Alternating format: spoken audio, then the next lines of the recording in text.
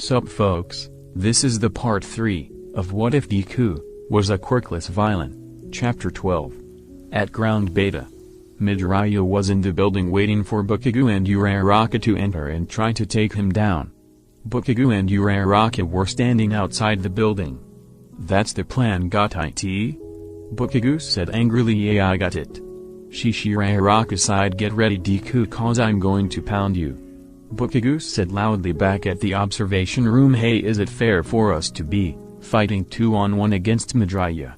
Kirishima asked the teachers. "Yeah, isn't he Quirkless?" Kaminari added. "Pipe down and watch before you say anything else," Seizawa said through his earpiece into the observation room.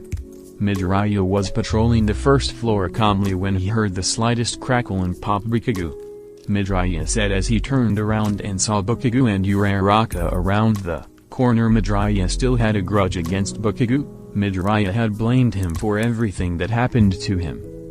However, over the course of a year, he realized not everything was Bakugo's fault. Some of the blame fell onto himself and some onto society itself. Midoriya turned the corner and let himself be seen to the two students. "There you are. I'm going to beat you down," Bakugo said with an evil grin. Uraraka stayed silent as she was somewhat afraid of Midoriya, plus Bakugo didn't seem like he would let her speak anyway. "I'm surprised all the students here don't see you in a bad light, Bakugo," Midoriya said, standing at the end of the hall. "The extras? I don't care what they think of me," Bakugo shouted back, preparing himself to attack Midoriya. "I suppose there's no need to bring up the past," Midoriya said as he took a few steps forward. Uraraka was confused as to the relationship Bakugo and Midoriya had since they seemed to know each other very well. Bakugo was confident he could beat Midoriya as he remembered fighting him once at the Hazu rescue operation. But little did he know the villain that beat him down at U.A raid was Midoriya. "Not that you care anyway. I'm here to retrieve back what you stole from me years ago, Bakugo," Midoriya said, taking his fighting stance. "Oh yeah, and what's that?" Bakugo shouted back angrily. "My dignity," Midoriya said, getting ready for Bakugo's attack. "Now round face," Bakugo shouted to Uraraka. Uraraka slapped Bakugo's body and made his body extremely light enough for him to float slightly. Bakugo pointed both his palms backward and shot himself like a bullet to Midoriya. "Interesting," Midoriya said in a low voice and dashed directly towards Bakugo. Bakugo lifted his right arm and pointed it towards Midoriya. Bakugo's plan was to rush down Midoriya with speed and power. Midoriya however predicted Bakugo's attack and grabbed onto his wrist while also blocking his explosion. Bakugo's eyes widened at Midoriya predicting his attack. "You're as light as a feather, Katsuki," Midoriya said with a grin as he swung Bakugo side to side into the walls like a ragdoll before throwing him onto the floor. Bakugo lost his breath as a result of being thrashed around so hard into the walls. "Fuck you," Bakugo managed to choke out. Midoriya looked down at him and said nothing. Midoriya then directed his attention to Uraraka and began to walk in her direction, walking around Bakugo's body. "Don't look down on me," Bakugo shouted as he shot himself up and threw a left hook to Midoriya. Midoriya blocked the left hook, but Bakugo pointed his right palm downward and shot himself up towards the ceiling and then shot himself back towards Midoriya with both palms aimed at him. "Very flashy," Midoriya said, dodging the explosions. Bakugo was back on his feet, however he was still a bit dizzy after the thrashing Midoriya gave him earlier. "Guess the zero gravity helped you out there a bit," Midoriya said, looking over to Uraraka. Uraraka was in the back staying out of the way of the fight. Bakugo gave her clear instructions not to interfere. "Shut it," Bakugo said, catching his breath. "My turn to attack," Midoriya said, lowering his body. Bakugo prepared himself for the attack, but it wasn't enough. Midoriya dashed at an inhuman speed towards Bakugo and punched him in straight in the stomach. Midoriya followed up with a leg sweep, throwing Bakugo up in the air a bit. Midoriya then grabbed the teen by the face in mid-air and slammed his head onto the floor. Bakugo threw up slightly at the jab to his stomach and was extremely dizzy after the head slam. It was as if the world was a spinning blur. He was still conscious, however, just barely. "Still conscious, huh? No matter, you've lost already," Midoriya said as he began to walk towards Uraraka back in the observation room. The students were all silent at the sight of one of the best students in the class being beaten so easily. Bakugo didn't even scratch him. Kirishima said in a shaky voice, he has no quirk and he's this strong? Ojiro added, not taking his eyes off the monitor. When I first met him he had this dangerous aura about him, but this is beyond what I imagined. Tenya said, taking a huge gulp. Are you sure he doesn't have a quirk? Maybe he has a speed quirk or something. Kaminari piped up. Midoriya is quirkless, through and through, students. All Might said, directing his attention to Kaminari and the students. Midoriya has no quirk, the source of his ability comes from intense training and fighting experience. Aizawa explained over the earpiece. Midoriya was walking towards Uraraka, who was on the verge of throwing up after keeping up zero gravity for so long on Bakugo. Now then, Uraraka, what will you do? Midoriya asked, walking slowly towards her. I'll fight. I'm not some weak little girl. Uraraka shouted, dashing towards Midoriya. Good choice, Midoriya said with a smile before running towards Uraraka. Midoriya threw a quick punch towards Uraraka which connected with her stomach. Uraraka flinched at the pain, but she needed to get in close. Midoriya was going to follow up before he was thrown on the ground with his left arm behind his back. Gunhead martial arts, huh? Midoriya said with a smile, turning his head and looking back at Uraraka, who was on top of him prepared to restrain him. Uraraka, you chose a good agency to train at, but you still have a lot to learn. Midoriya said as he pulled extremely hard on his left arm, dislocating and allowing him to break free of the pin. Uraraka was caught off guard that Midoriya would dislocate his arm to break free from her. Midoriya shot up and kicked Uraraka on her hip. I don't go easy on anyone. Midoriya said, quickly popping his arm back in place. Uraraka was on the floor grasping at her hip and catching her breath. Midoriya pinned Uraraka down and restrained her with the capture tape. You almost had me, Midoriya said, sitting Uraraka upright, but it wasn't enough. Uraraka said in a disappointed tone. Midoriya was going to give her a piece of advice before he was interrupted by a familiar voice. It's not over yet, Deku. Bakugo shouted, barely able to stand up straight. It is over, Katsuki. I'm faster, stronger, and much smarter. Midoriya said loudly. Eh? Well, let's see about that. Bakugo said as he lifted his right arm. Gauntlets. Midoriya remembered what Bakugo's gauntlets were capable of, especially after they had accumulated a lot of his sweat. Don't do it. Do you want your teammate to die? Midoriya explained, taking a step towards Uraraka. Young Bakugo. All Might shouted in the intercom. The entire observation room was in a silent panic. Aizawa was not going to be able to do anything as Bakugo's gauntlets were support items. If he dodges he won't die. Bakugo said as he aimed the gauntlet at Midoriya. I'm not worried about myself, Midoriya thought to himself as he looked over to Uraraka. Bakugo pulled the trigger to his gauntlet and let it fire. Midoriya quickly picked up Uraraka and tossed her to the side, allowing her to be out of the way of the blast. Midoriya wasn't going to be able to dodge. As a result, however, the blast was stronger than any other blast Bakugo had done before. The result of the fighting and stress he was in during the fight allowed him to sweat an unprecedented amount, which allowed his gauntlet to fire an extremely strong blast. Midoriya turned his back to the blast and allowed his back to take the blunt force of the attack.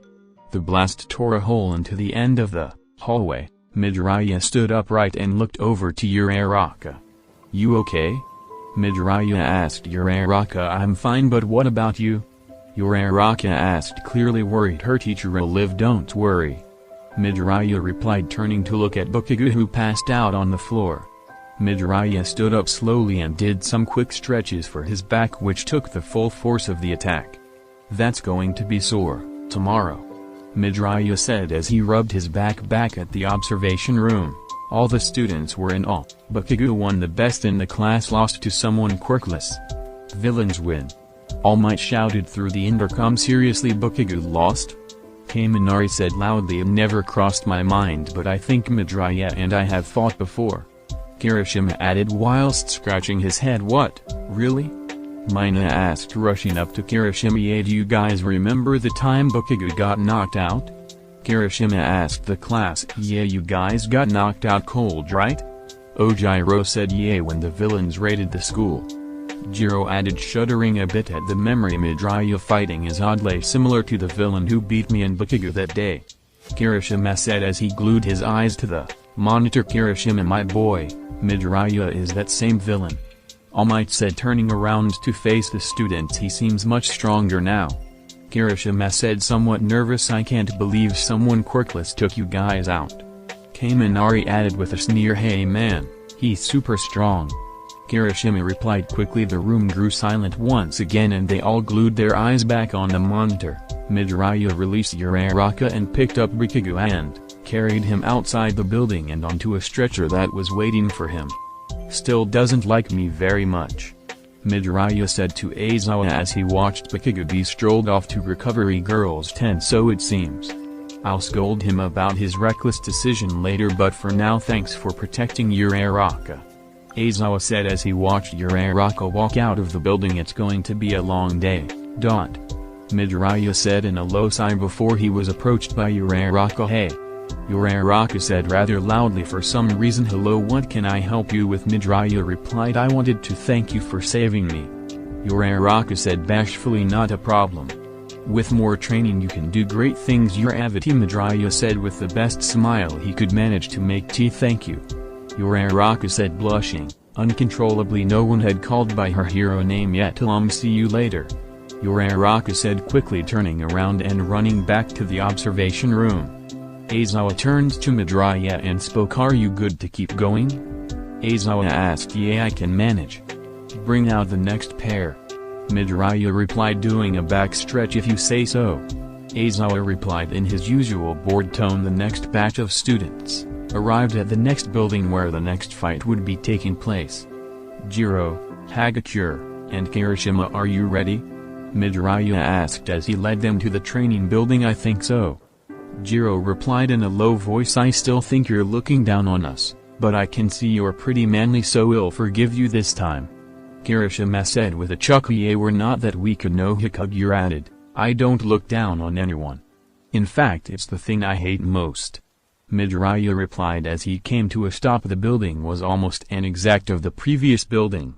You can all enter whenever you want, you can make a plan or a strategy, Midoriya explained as he began to make his way into the building. 2 minutes later the students all looked at each other and silently nodded and went inside the building.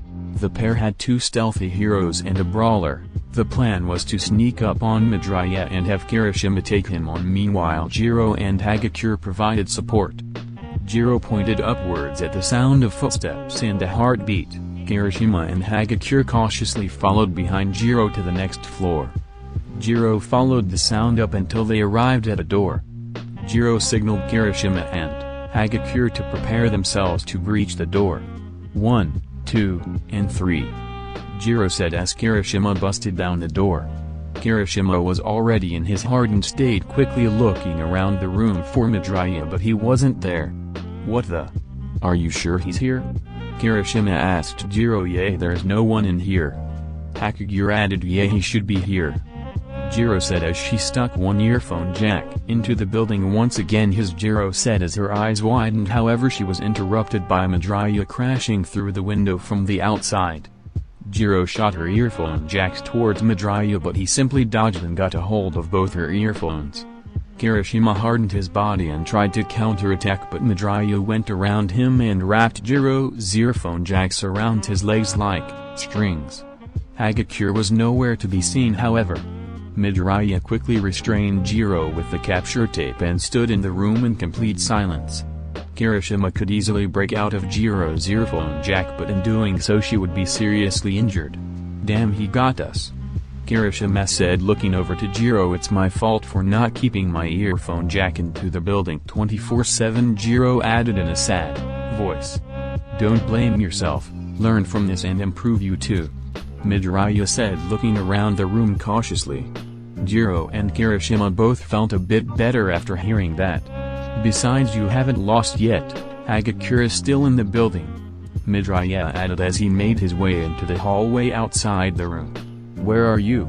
Midoriya asked himself in a low voice, looking around. Midoriya was walking down the hallway when he received a sudden blow to his lower jaw. Midoriya quickly threw a wide kick in response, but to no avail.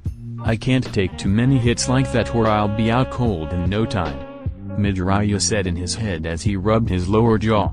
Midoriya was trying to listen for a sound, but Hagakure had trained herself to walk without making a single noise. Midoriya was familiar with this sort of technique since he could run and walk without making noise himself, but Hagakure was invisible, making this twice as hard. Midoriya stood still and tried to listen for Hagakure, but it wasn't enough. Hagakure quickly aimed for Midoriya's solar plexus, but to her surprise, Midoriya turned just in time for him only to receive a jab to his stomach. "I see now.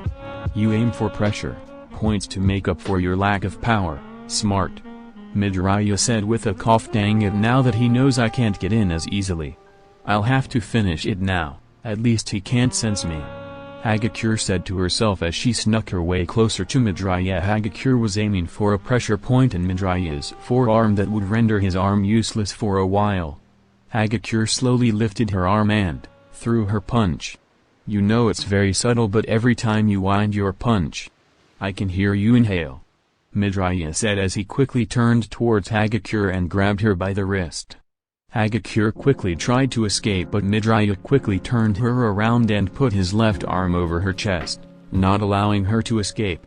Midoriya quickly brought out the capture tape and restrained Hagakure swiftly. Back in the observation room, the class was cheering Hagakure on. She really gave him a run for his money. Kaminari shouted happily. Yes, I wasn't sure if Hagakure would be able to compete with Midoriya, but she did quite well, Momo said, not taking her eyes off the monitor. I'm surprised Kirishima and Jiro got taken out so easily, Sato said, scratching his head. Midoriya restrained Kirishima with Jiro's earjack, knowing full well Kirishima would not be able to force his way out of the binding unless he wanted to seriously injure his teammate. Aizawa said through the intercom, Hagakure's gotten so strong. Ojiro added, hey, didn't like Midoriya touch Hagakure's boob? Mineta shouted as he turned to look at the class. Mineta, Ashido and Uraraka shouted angrily. Besides, I don't think he's that kind of guy, Mina said with a smile, looking back at the monitor. Villain Team wins. All Might announced through the intercom. Midoriya unrestrained all the students and made his way to the front of the building. You almost lost there, Aizawa said as Midoriya stepped outside. Almost but not quite, Aizawa. Midoriya replied with a yawn. The other students soon made their way to the front of the building. Sensei, you're pretty fast, Kirishima said with a chuckle as he rubbed the back of his head. You're just slow, Kirishima. Work on your speed, Midoriya replied quickly. How mean, Kirishima added with a smile. Jiro, you need to be more alert. Instead of sending out both of your jacks at once, try sending them in one by one in delayed intervals. Hagakure, what you lacked was simply power. Had you been a bit stronger, I would have lost and you wouldn't have been captured so easily, Midoriya explained to the students. I understand, Jiro replied, mentally noting what Midoriya said. Okay, Hagakure replied shyly. It just got to her that Midoriya had touched her body. You're excused, go and dressed, Midoriya said, using his head to signal them away. The students were a distance away when Aizawa spoke up. Couldn't have said it better myself, Aizawa said as he looked down at his tablet which monitored the interior of the building. They lack practical experience, Midoriya replied bluntly. Yes they do, but they will learn. Back on the topic of rest, don't you think you need one? Aizawa said as he let out a low yawn. Are you kidding? I live for a good fight. Bring out the next pair, Midoriya replied. If you say so, Aizawa said as he used his earpiece to call out the next group. A couple minutes later, Ojiro and Koda. Let's see how you guys do, Midoriya said as he began to make his way into the building. Yes sir, Koda replied in a low shy voice. Yes sir, Ojiro replied. If I'm being honest, Koda, I want to see what your quirk is capable of, Midoriya said loudly as he disappeared into the building. Koda gulped nervously as he looked over to Ojiro. Don't worry, I got your back, Ojiro said with a warm smile. Thank you, Koda replied shyly. All Might shouted through the mic. Ojiro and Koda cautiously made their way into the building and readied themselves for Midoriya. Koda, Can you get some animals to help us here? Ojiro asked. No, I'm sorry, Koda replied shyly. What about bugs? Ojiro asked quickly as he cautiously made his way up the stairs. No, not really. Koda replied. Koda was able to control bugs, but he was deathly afraid of them, plus he didn't think the bugs would help in any way. Dang. Well, if you see the chance to get some animals to help us, please take it, Ojiro said as he peeked around the corner into the hallway. Koda said before he was interrupted. Midoriya had gotten behind both Ojiro and Koda without them noticing. You should be using your quirk to its fullest extent, Koda, Midoriya said as he hopped over Koda and pushed himself off of Koda's chest towards Ojiro. Behind? Ojiro shouted as he quickly turned around in Koda's direction. Ojiro was barely able to dodge by using his tail to push Midoriya away from him. Midoriya didn't say a word and quickly dashed towards Ojiro. Midoriya threw a kick followed by a left hook, both being blocked by Ojiro. Dang, he doesn't leave any opening, Ojiro thought as he barely dodged Midoriya's attacks. Midoriya took a step back and caught his breath. Ojiro saw his moment to attack and took it.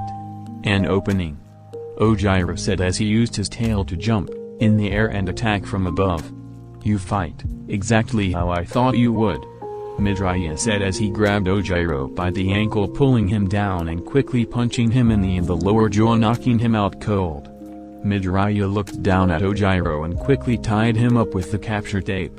Koda was nowhere to be seen. However, Koda's quirk is dangerous, but he lacks confidence in his voice. If Koda could overcome that, he could easily be one of the top students in the class, Midoriya said to himself in his head as he made his way around the building. Koda was hiding in a room using his hands to cover his mouth when he noticed a group of crows perched on an electrical line. Midoriya searched all the rooms except one, Midoriya said as he looked out the window and saw all the crows staring at him intently. Get him, Koda whispered loudly. Midoriya's eyes widened as 10 crows shot towards him, the first one breaking the window with ease. Midoriya knew where Koda was, but 10 crows constantly pecking and using their beaks to crash into you wasn't something you could just shrug off. Midoriya felt as if he was being stabbed and scratched with tiny knives. I have to take out Koda, Midoriya said as he grabbed a crow in midair and locked it in one of the other rooms. Midoriya quickly began to pluck the birds out of the air and began to put them each in a single room. Midoriya repeated this until he was left with just one bird, to which he easily grabbed in midair and held in his arm, restraining it in the process. Ouch, that really hurt, and it was only 10 birds, Midoriya said as he wiped some blood off his face. Midoriya made his way to the room Koda was hiding in and opened the door. Koda threw a punch, much to Midoriya's surprise. Midoriya quickly grabbed Koda's arm, letting go of the bird, and pinned him on the floor and restrained him with the capture tape. Hand-to-hand isn't your strong suit, Koda, but it wouldn't hurt to learn some self-defense, Midoriya said as he stood up and waited for all might to end the fight. I should have just talked to the bugs. Koda scowled at himself sadly. Yes, you should have, but that's why you're here, isn't it? To learn how to become a hero and how to better use your quirk, so don't sweat it, Midoriya added as he looked down at Koda. Yeah, you're right, Koda said happily. Besides, you almost had me there, Midoriya said as he picked up Koda and sit him upright against the wall.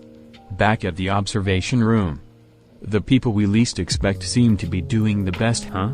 Kirishima said loudly. Indeed, Tenya shouted. That's rather mean too.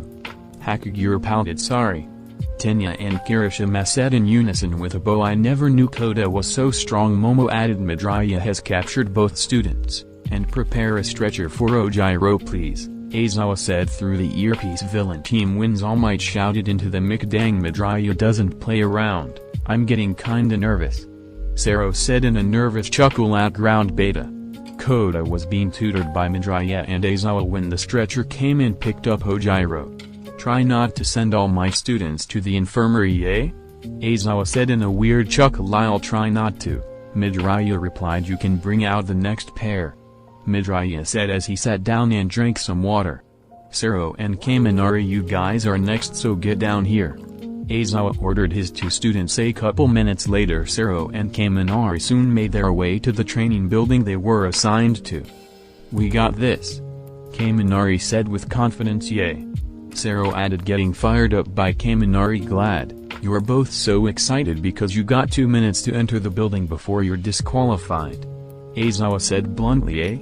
Kaminari and Sero said in unison. "Yay, Midoriya went into the building a couple minutes ago while you both were firing yourselves up," Aizawa said as he pointed towards the building. "Now that you mention it," Kaminari said nervously. "We got this, let's go," Sero said as he walked bravely into the building, followed Kaminari. Midoriya was hiding near one of the sets of stairs so he could ambush Kaminari and Sero.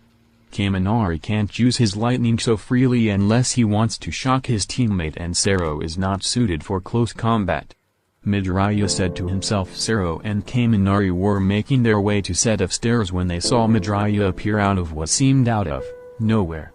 "Geez, where did you come from?" Sero shouted as he shot some tape at Midoriya. Midoriya quickly dodged the tape and closed in on Sero when he was suddenly stuck to the floor. "Your tape?" Midoriya said as he looked to the floor to see Sero had rigged the floor around him with tape. "This is my all-or-nothing plan," Sero said with a smile as he turned around to signal Kaminari. "This is a plan only two idiots could come up with," Midoriya said with a genuine chuckle. "Right?" Sero replied with a hearty smile. "All right, both of you don't hate me if you get hurt," Kaminari said as he discharged all his electricity. Kaminari shocked both Sero and Midoriya with the electricity he had stockpiled. Kaminari's discharge lasted only 3 seconds, but it was enough to knock out Sero instantly. Midoriya was a bit wobbly from the electricity, but he was still standing. "You guys really are something else," Midoriya said as he looked over to Kaminari. Kaminari said with a thumbs up. "Idiot through and through," Midoriya said with a low smile. Midoriya released himself from the tape and restrained Kaminari with no retaliation. He picked up Sero and walked Kaminari outside to the front of the building. "Another stretcher," Midoriya said to Aizawa seriously. Aizawa said with a low chuckle. "You can't pin this one on me," Midoriya replied. The students in the observation room were stunned along with All Might. "So manly," Kirishima said, closing his fist and letting a single tear roll down his cheek. "What was that plan?" Mineta shouted, pointing at the monitor dummies. Mina said, with a smile. "Villain team wins," All Might shouted into the mic. Midoriya was taking a breather when Aizawa approached him. "You good to go?" Aizawa asked. "Yeah, I've been hit with stronger volts," Midoriya replied. "Don't even want to know how," Aizawa replied as a small chill ran down his spine. Aizawa called on Mineta and Tokoyami next to arrive at the building they were assigned to. "Mineta and Tokoyami, this pair is going to be interesting," Midoriya said to himself in his head. Tokoyami and Mineta soon arrived at their assigned building. "Are you both ready?" Midoriya asked as he did a couple stretches. "Yes, sensei," Tokoyami replied quickly. "I think so," Mineta replied nervously. "Good. Then I'll see you both inside," Midoriya said as he made his way into the building and took a position. Tokoyami and Mineta soon entered not long after. Midoriya was extremely wary of this pair. Mineta and his quirk are going to prove quite troublesome, and Tokoyami's quirk is quite strong as well, Midoriya said in a low voice. Midoriya was not so sure how to deal with Mineta without getting stuck to some random surface. As long as Midoriya is unable to move, the fight is technically over. "I hope Midoriya doesn't kill us," Mineta said, hiding behind Tokoyami. "If Midoriya wanted any of us dead, he would have done it by now, Mineta," Tokoyami replied, rather annoyed at Mineta's logic. "Just focus." Tokoyami ordered. Midoriya had a plan in mind. It was a high-risk high-reward plan, but the reward was massive. Tokoyami and Mineta's plan was to simply pin down Midoriya with Dark Shadow and Mineta's quirk. "Where is he?" Mineta asked, looking around cautiously. "I am not sure myself," Tokoyami replied, looking around as well. Mineta was looking around when he suddenly felt a gust of wind and realized his right glove was missing. "Hey! He's right there!" Mineta shouted, pointing at Midoriya, who was already at the end of the hall. "Dark Shadow!" Tokoyami shouted as he sent out Dark Shadow to attack Midoriya. The building was rather dark on the inside. The only source of light was the sunlight that came through the window, so Dark Shadow had a lot of power behind him. Sure, whatever, Dark Shadow replied in an annoyed tone. Midoriya was aware of how dangerous this team was. He had no way to get in with Dark Shadow, and even if he could find an opening to close the gap, Mineta could simply block him with his sticky hair. The only reason he wasn't doing so now was to not accidentally stick Dark Shadow. So is Dark Shadow alive? Midoriya asked as he kept dodging Dark Shadow's attacks more or less, but he is a pain. Tokoyami replied quickly, that's amazing. A sentient quirk. I have many questions, but we can go over that another time. It's time to end this, Midoriya said as he looked up and found his opening. We are pretty interesting, aren't we? Dark Shadow interrupted. Dark Shadow was very full of himself the more power he had. Tokoyami released and ordered Dark Shadow, but Dark Shadow had his own fighting style and habits due to having a mind of its own. Midoriya dashed underneath Dark Shadow and made his way over to Mineta and Tokoyami. Don't worry, I got this, Mineta said as he plucked some of his hair with his left hand and began to throw it toward Midoriya. Tokoyami also called Dark Shadow back in. You can't get around this, Mineta said confidently. Maybe not around, Midoriya said as he slapped the purple balls to the side. What? How? Mineta said as he took a few steps back. Your entire costume is built so your hair doesn't stick to you, right? Well, I'm just borrowing a piece of it real quick, Midoriya explained as he lifted up the palm of his hand, revealing Mineta's glove taped to him with the capture tape. Mineta panicked slightly and began to throw his hair wildly at Midoriya. However, Midoriya used this to his advantage and began to slap the sticky purple balls towards Tokoyami. Mineta, stop! Tokoyami shouted. Huh? Mineta replied, snapping out of the haze of panic he was in. Tokoyami, although still standing, was full of purple balls on his chest and arms. Don't worry, Dark Shadow can still win this, Tokoyami said, looking ahead once again before his eyes grew wide at the sight of Midoriya only a few feet from him. Midoriya used his covered right palm to pull Tokoyami and sticking him to the floor. Mineta tried to make a run for it, but Midoriya quickly got on top of him and tied him with the capture tape. Villains win, All Might shouted through the mic, ending the fight. The students in the observation room were beginning to lose confidence at the sight of Midoriya beating all of the students back to back. Imagine if he had a quirk, Sato said, looking over at the group of students. If he had a quirk, he would be a monster, Kaminari said nervously. The rest of the students shuddered slightly at thought of Midoriya with a quirk. They were beginning to see the huge gap in their abilities compared to Midoriya. Sato and Shoji, come on down to building 10 inches, Aizawa said into his earpiece. Aizawa was very impressed by Midoriya even though he didn't show it, but he was still wary of Midoriya and his actions. Bring Tokoyami an extra pair of clothes, Midoriya said as he stepped outside the building. Better than getting them sent to the nurse, Aizawa said as he pressed a couple buttons on his tablet.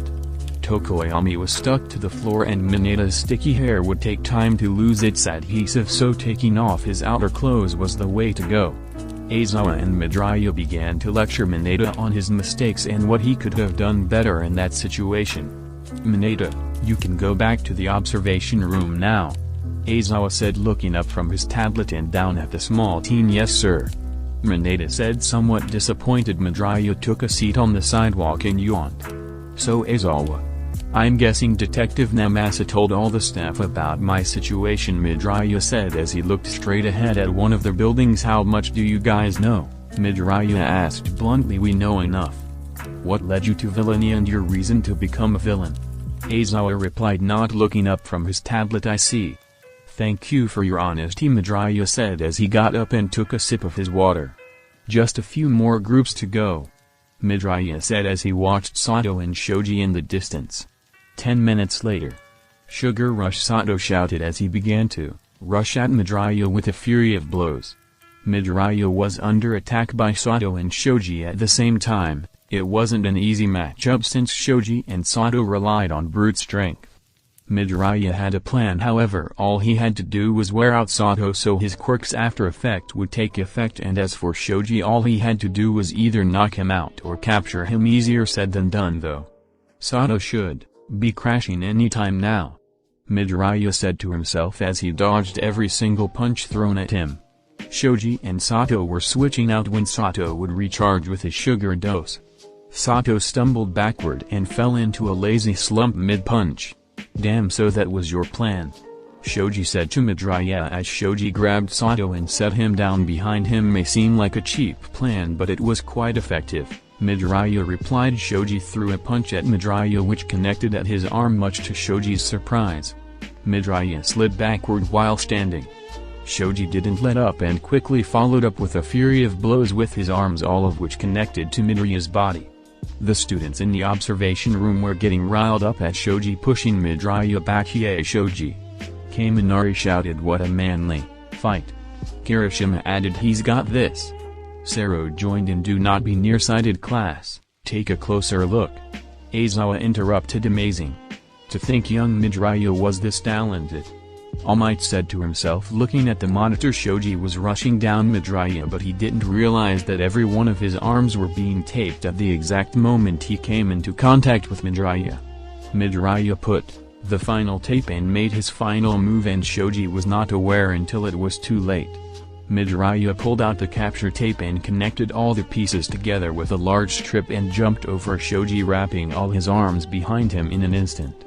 Shoji fell to the floor restrained, and Sato was already fast asleep due to his own quirk. "I can't believe I didn't see it coming," Shoji said, scolding himself. "Villain team wins." All Might shouted through the mic. Midoriya was thinking 2 steps ahead the entire time, class. All Might said as he turned around to face the students. "I didn't even notice he was placing those on Shoji." Mina said, "He is pretty amazing." Asui added, looking at the monitor which showed a full frame of Midoriya. "I'm quite excited to face him." Tenya said to the class, "We will win with our sparkle." Aoyama piped up. "Speaking of, who's next?" "Tenya and Aoyama, make your way down here please," Aizawa announced. "Good luck you two." Yoraraka said as she waved Tenya and Aoyama off. Midoriya was particularly excited to face Tenya in the training exercise. A few minutes later, Tenya and Aoyama soon arrived. Aizawa and Midoriya were waiting in front of the building. "Tenya, I want to see how much you've improved, and that goes for you too. Aoyama, I want to see what your quirk is capable of," Midoriya said to the 2 students. "I won't disappoint," Tenya said with a smile. "Me neither," Aoyama added, looking brighter than usual. "Good," Midoriya replied as he made his way into the building. "Good luck you two, adapt from what you have seen today," Aizawa said as he lifted his head from the tablet. Tenya and Aoyama nodded in confirmation and began to make their battle plan. Midoriya was walking down the hallway when he heard what sounded like a silent jet behind him. He quickly turned and saw a beam of light coming towards him at high speed. "Shit," Midoriya said as he barely dodged the beam to his body. Aoyama was at the end of the hall firing beams of light at Midoriya, but Tenya was nowhere to be seen. "He's alone?" Midoriya asked himself as he dodged the beams and slowly made his way closer to Aoyama. "No, he's not. I will never make that mistake ever again," Tenya shouted as he quickly appeared around the corner of the hallway and dashed towards Midoriya. "Risaparo burst," Tenya shouted as he kicked Midoriya against the wall. Midoriya quickly put up both his arms to block his chest and took the hit, slamming against the wall and falling onto the floor. "A good decision to close the gap between us," Midoriya choked as he got up from the floor. Aoyama didn't hesitate and shot a beam at Midoriya, who was still getting up from the kick. "These guys aren't going to let me catch my breath," Midoriya thought as he barely dodged the beam. Midoriya was in a bad spot as he was in the middle of the hallway and was blocked from both sides. Tenya threw a kick at Midoriya which barely missed his face. Mental state: Vigilance. Midoriya was barely able to activate Vigilance and quickly got behind Tenya as to not allow Aoyama to use his quirk however he wanted. "I want to show you how much I've learned," Tenya shouted as he threw another kick which connected with Midoriya's left arm, causing him to slam into the wall next to him. "I can see that you've improved, but I wasn't twiddling my thumbs in that time either, Tenya," Midoriya replied as he shot upwards and kicked Tenya in the chest, knocking him backward onto the floor. I can't use my quirk with you in the way, Tenya. Aoyama shouted. Tenya was slowly picking himself up when he noticed Midoriya was no longer in front of him. Midoriya was already a few feet in front of Aoyama with the capture tape in hand. I won't let you. Tenya shouted as he shot towards Midoriya at high speeds, catching up to him almost instantly. That's what I wanted, Midoriya said in a low voice as he quickly turned around and used the capture tape exactly how Aizawa uses his binding scarf. Midoriya quickly tied both of Tenya's feet together and got a hold of his left arm, pinning him down onto the floor. Aoyama was frozen at the speed these two were moving at. He felt out of his league. Midoriya noticed Aoyama's reaction and took the opportunity to restrain Tenya with the tape. Aoyama! Tenya shouted to grab his attention, but it was too late. Huh? Aoyama said, snapping out of his haze. Never hesitate, Aoyama. One decision could change everything, Midoriya said as he quickly restrained Aoyama with ease. Midoriya stood up and looked down at the two students who were bound. Villain team wins, All Might announced through the microphone. Tenya, you have improved quite a bit. I'm glad our last encounter did not cause you to waver, Midoriya said as he began to untie Tenya. It wasn't enough to beat you, but I'm glad you think so, Tenya replied as he rubbed his wrist and got up from the floor. As for you, Aoyama, why did you hesitate? Midoriya asked Aoyama, who was laying silent on the floor with a face of sadness. I felt powerless and afraid. Aoyama managed to choke out, I see, Midoriya replied as he untied Aoyama, allowing him to get up. Aoyama, as a hero you need to learn that you are the solution to those very problems. As a hero, you will help those who are afraid and powerless in the face of danger, Midoriya explained, putting a hand on Aoyama's shoulder. Aoyama stood in silence and pondered what Midoriya had said. You are correct. I must shine brighter, Aoyama said with a big smile and began to make his way to the front of the building. Well, he is an interesting one, Midoriya said, looking over to Tenya. Why aren't you here with us? Why aren't you a hero? Tenya shouted with tears in his eyes. Midoriya was caught off guard by Tenya's reaction. Tenya wanted Midoriya to be a hero, enjoy high school life, make friends, and memories. I'm already broken beyond repair, Tenya, but who really knows, maybe one day if the stars align I could become a hero, Midoriya said as he turned around and made his way to the front of the building. Tenya wiped his tears and made his way to the front of the building. Bring out the next pair, Midoriya said to Aizawa. All right, Aizawa replied, not wanting to ask what Midoriya and Tenya were talking about inside the building. Mina and Asui, please come down, Aizawa said into his earpiece. Tenya and Aoyama began to make their way back to the observation room after being lectured by Aizawa on their performance. Mina and Asui soon arrived at their assigned building. Midoriya and Aizawa were having a conversation about the student's license exam when they arrived. We are here, Mina said cheerfully. Hello, Asui greeted with a smile. Nice to see you too, Aizawa said, turning away from Midoriya and towards the two students. Are you two ready? Midoriya asked the two girls. Yay, Mina replied quickly. All right, whenever you're ready please step into the building, Midoriya said as he began to make his way to his position. Sensei, he reminds me of you, Asui said with a smile. In what way? Aizawa asked. He always seems so bored, Mina pouted, looking over to Midoriya. Yes, but deep down he cares for people, Asui added, smiling warmly. Sensei, I wanted to ask something, Mina said, catching Aizawa's attention. Shoot, Aizawa replied. Why is Midoriya a villain? Mina asked with a look confusion on her face. Well, he's not a villain by choice, but that's all I can say. This is something he should tell you himself, Aizawa said as he looked down at his tablet. Mina and Asui looked at each other in confusion to that statement as it made more questions than answers, but decided to ignore it for now. Asui has no real weakness except the cold, and Mina's acid is too dangerous to leave unchecked, Midoriya said to himself as he patrolled the building cautiously. Midoriya turned the corner and heard the sound of Asui launching her tongue at him out of nowhere. He was able to dodge just in time. Camouflage. It's sloppy, but the concept is there, Midoriya said as he turned around to face Asui. Don't forget about me, Mina said as she used her acid to glide on the floor towards Midoriya. Mina used her very flexible body to jump over Midoriya and positioned herself underneath Asui. "Your body is very nice, Mina," Midoriya said, taking a fighting stance. "Wah?" Mina said as her face turned blue red. "Yes, you're very flexible and strong, it's quite impressive," Midoriya added. "Oh haha."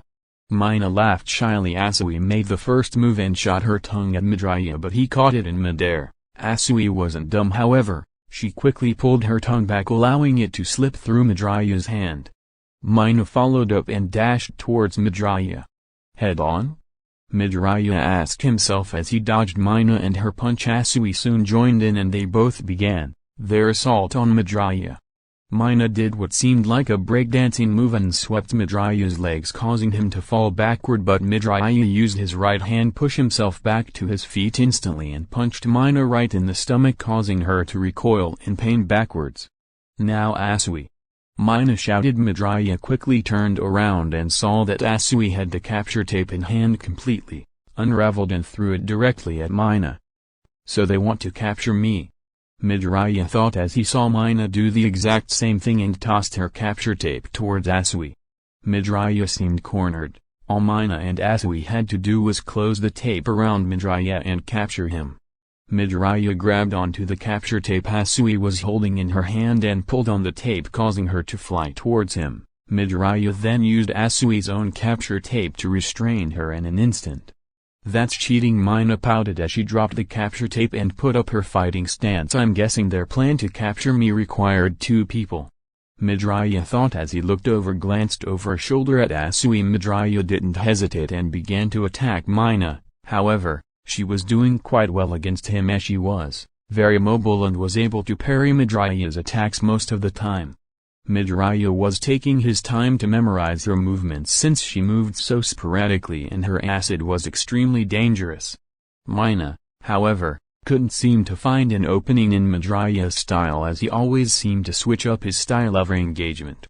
The fight went on for a couple more seconds and Midoriya soon found an opening in Mina's fighting style. A left hook aimed for his stomach was her favorite move. Midoriya noticed this and caught her hand mid-punch and quickly pinned her to the floor with her arm behind her back, swiftly capturing her with the capture tape.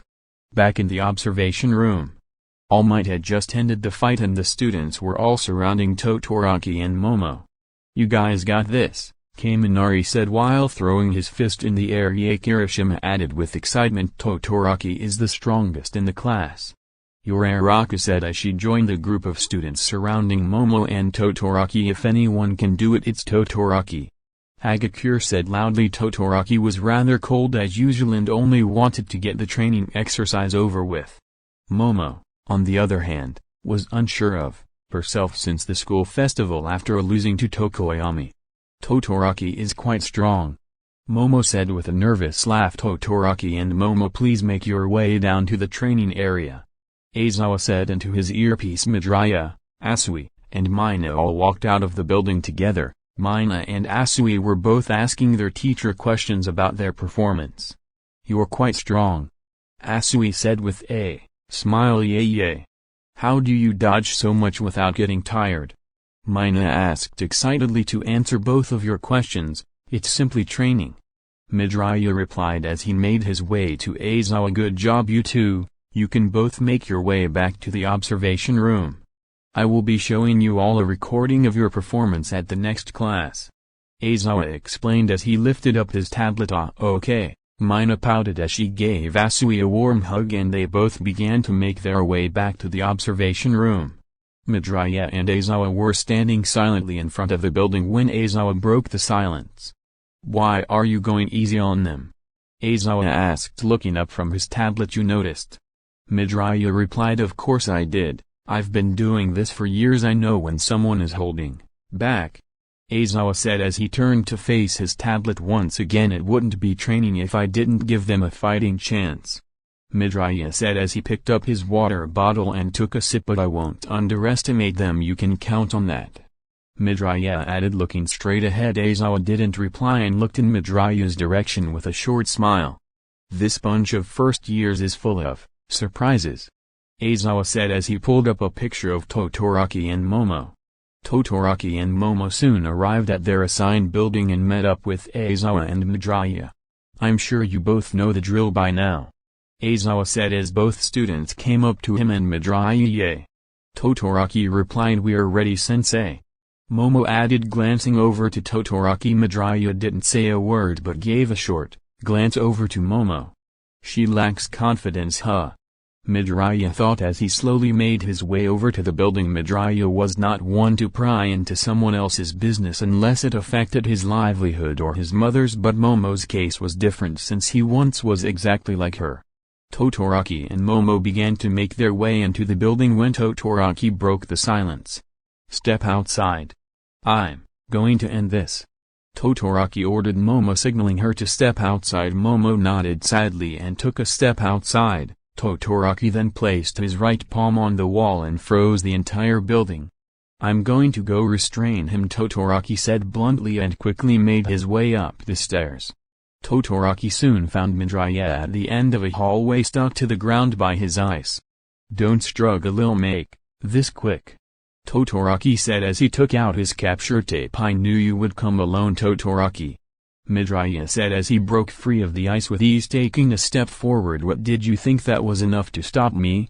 You came without your partner as well. Do you want to lose that badly?" Midoriya asked, taking another step forward. "Shut it," Todoroki said as he shot a barrage of ice towards Midoriya. Midoriya used the wall as footing to avoid all the attacks and quickly was in front of Todoroki in an instant. "Your confidence and stupidity will cost you your life in the real world, Todoroki," Midoriya said as he punched Todoroki at full force in his stomach, launching him back into a wall. Todoroki back slammed into the wall and he quickly lost his breath. "You have fire quirk as well, don't you? Fight me with everything you've got, because at this rate you're just going to lose without even landing a scratch on me," Midoriya said, walking slowly towards Todoroki. I won't use my old man's damn quirk." Todoroki managed to choke out, "Yes, I know all about your father.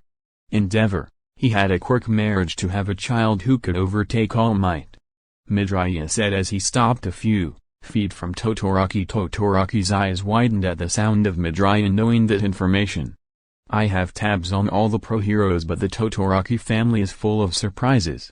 I also know all about that nasty scar you've got, Shido, and how you blame your father for it. As a result, you don't use his quirk to get revenge on him," Midoriya said coldly, his expression not shifting from his usual bored look. Todoroki's eyes widened and then shifted to anger at what he was hearing. "Shut up," Todoroki shouted as he shot another ice attack at Midoriya to no avail. Midoriya dodged the attack easily and returned to where he was standing. "What do you know about any of us?" Todoroki said in a low voice. "You were born and you inherited your mother's quirk and your father's, but you seem to think it still belongs to them, but this isn't about them. It's about you," Midoriya replied. Todoroki's eyes shifted from anger to a solemn expression. "Your father does not own the quirk passed on to you, neither does your mother. These quirks are yours and yours alone. So use them," Midoriya shouted, dashing towards Todoroki with his fist raised. Todoroki at that moment felt a moment of clarity. Midoriya was only a few inches away when he was blasted away by a blast of flame. "Your class is fighting with all they've got, you should too, don't you think?" Midoriya said. "If you get hurt, don't hold it against me," Todoroki said with a smile. "We will see," Midoriya said with a smile as he switched on his mask's air filter and readied himself for the fight. "Now then, Todoroki, show me your quirks," Midoriya said as he re-engaged Todoroki. Midoriya had decided he was going to go all out against Todoroki. He had pushed him this far, it was the least he could do. Todoroki soon raised the heat in the room, became so hot it was almost suffocating. Todoroki and Midoriya were exchanging blows. Todoroki compensated for his raw strength by adding fire to his punch, and as for Midoriya, he was relying on experience and strength. "You're pretty strong for someone without a quirk," Todoroki said loudly as he threw a punch which Midoriya dodged. "And you're holding out pretty well yourself," Midoriya replied as he threw a kick at Todoroki which connected with his ribs. Todoroki flinched slightly at the pain, but he had gone through worse and quickly jumped back to make some distance from Midoriya. "At this rate, I'm going to lose," Todoroki thought as he felt his body starting to give out. Midoriya was catching his breath too. The room was extremely hot. He would pass out if he didn't end it soon. Todoroki was catching his breath when he looked behind him and saw Momo peeking around the corner. She had something in her hand and what seemed like a copy of Aizawa's binding scarf on the other. "Don't look away!" Midoriya shouted as he quickly closed the gap, and punched Todoroki in the gut, causing him to vomit a little. "Sensei, you were right. Me coming alone and fighting you was a stupid idea," Todoroki said as he used his right arm to grasp at his stomach. Midoriya was confused as to why Todoroki was bringing this up, but when he noticed now it was too late.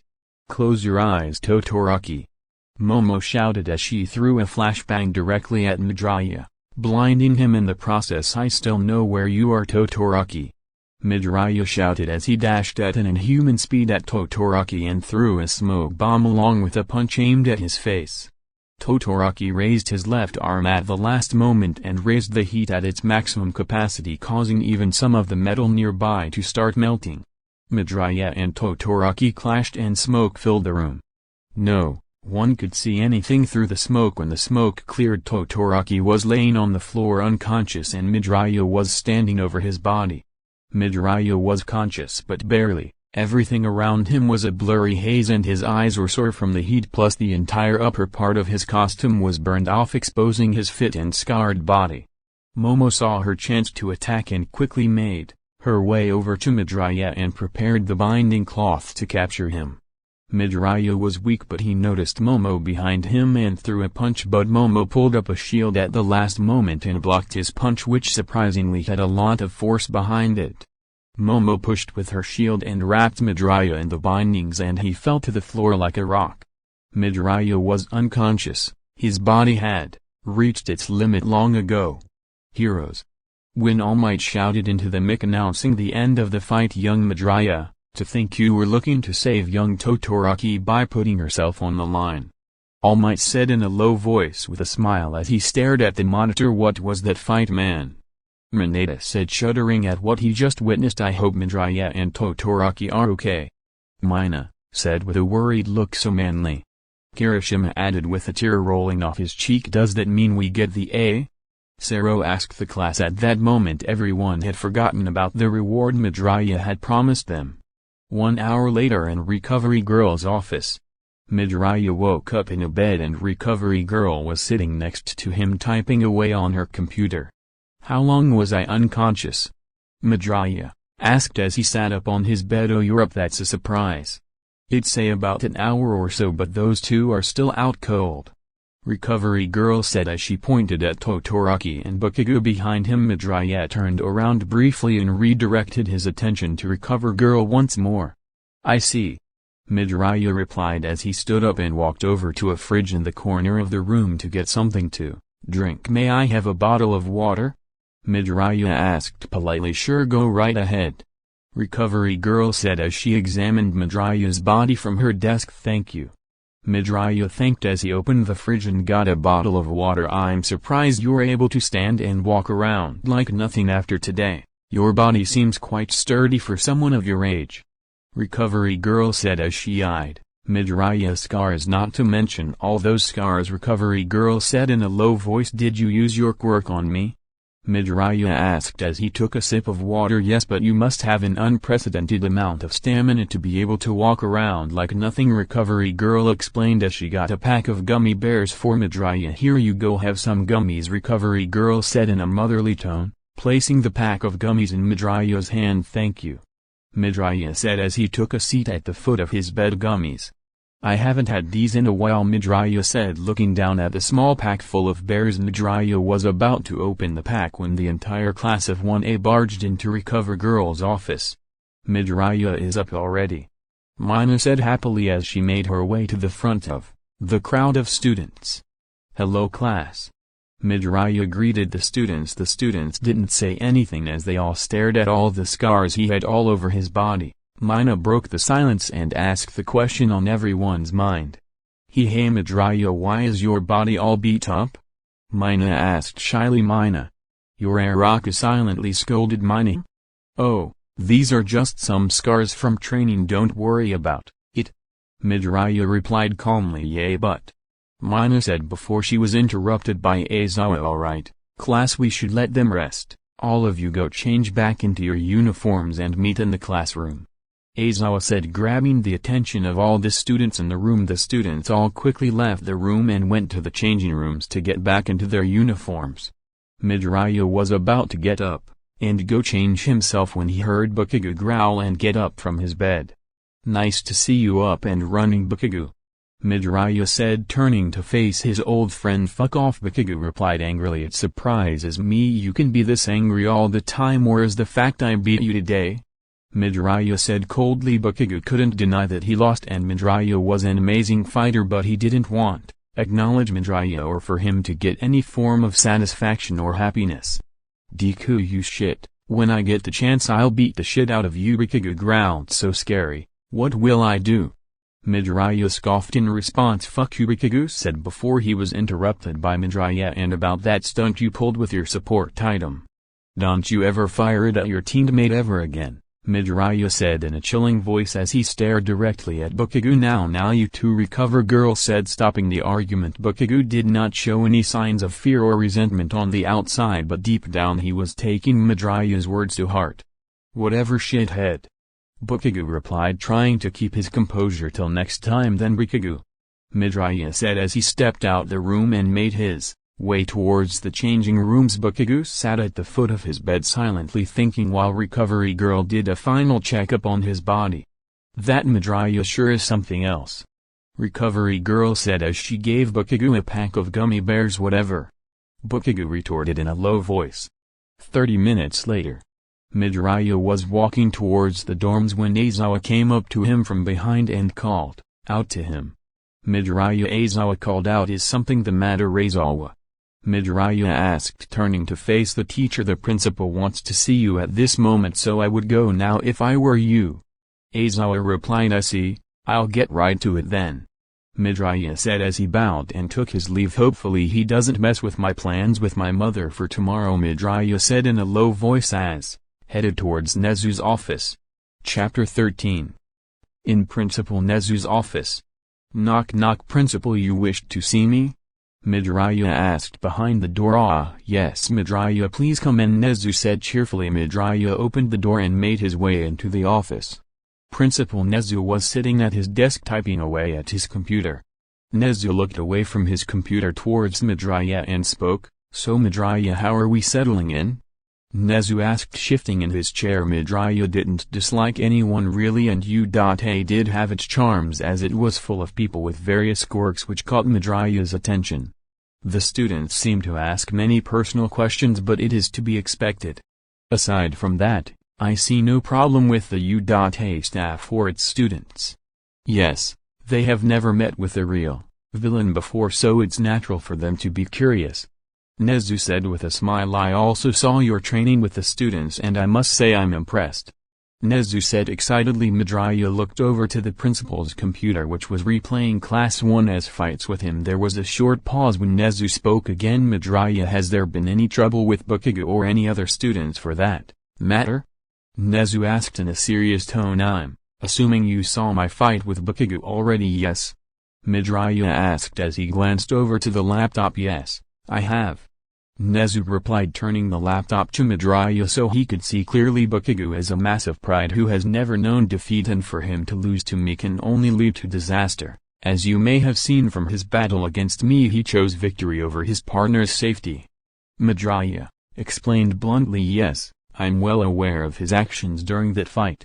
I'm beginning to consider his expulsion," and Nezu replied before he was surprisingly interrupted by Midoriya. "However, there is a slight chance Bakugo and I could achieve some common ground, principal," Midoriya said quickly. "Oh? How so?" Nezu replied, intrigued with Midoriya's statement. "Bakugo and I at this moment will not be friends, nor do I think we will be in the future. However, I believe he can associate me as a rival rather than a nuisance at the rate we are going," Midoriya explained to the principal. "I see. It would certainly be a good way for him to gain some respect towards you," Nezu said, placing his hand on his chin. "One thing I know for certain is Bakugo will never give up his quest to be the #1 hero, and I respect him for that." Midoriya said, I don't want to expel Bikugo, so I hope you are right. Midoriya, in both his quest to become the #1 hero and his attitude towards you. Nezu said, looking at the monitor that had a still frame of Bikugo firing his gauntlet. Is that all, Principal? Midoriya asked politely. Oh, there is one thing. The day after tomorrow you will also be teaching Class 1B. It took Vlad King some time, but he finally agreed. Nezu said with a short laugh. I see. Well, I will prepare a lesson plan then. If that is all, Principal, I will be taking my leave. Midoriya said as he bowed and headed towards the door before Nezu spoke up once again. Midoriya, have a nice day with your mother tomorrow, and if there's anything you need, come talk to me, Nezu said with a smile. I see. Thank you. Midoriya replied as he stepped out of Nezu's office. Poor kid. He learned how cruel the world could be far too early. Nezu said with a sigh before returning to his paperwork. Midoriya was on his way to his dorm when he ran into Todoroki in the hallway. Hey! Todoroki greeted with a short smile. How are you feeling, Todoroki? Midoriya asked, walking up to the teen recovery girl. Used her quirk, so I'm doing better. Todoroki replied. Todoroki, I want to apologize for my behavior in our fight today. Midoriya said, bowing to apologize. There's no need to apologize. Todoroki replied quickly. I do stand by what I said. However, Todoroki, this power is yours and yours alone. Never forget that. Midoriya said firmly. Yes. I've been putting some thought into what you told me. I just need a little more time to think about it. Todoroki explained. Midoriya simply nodded in confirmation and made his way to his room. My power.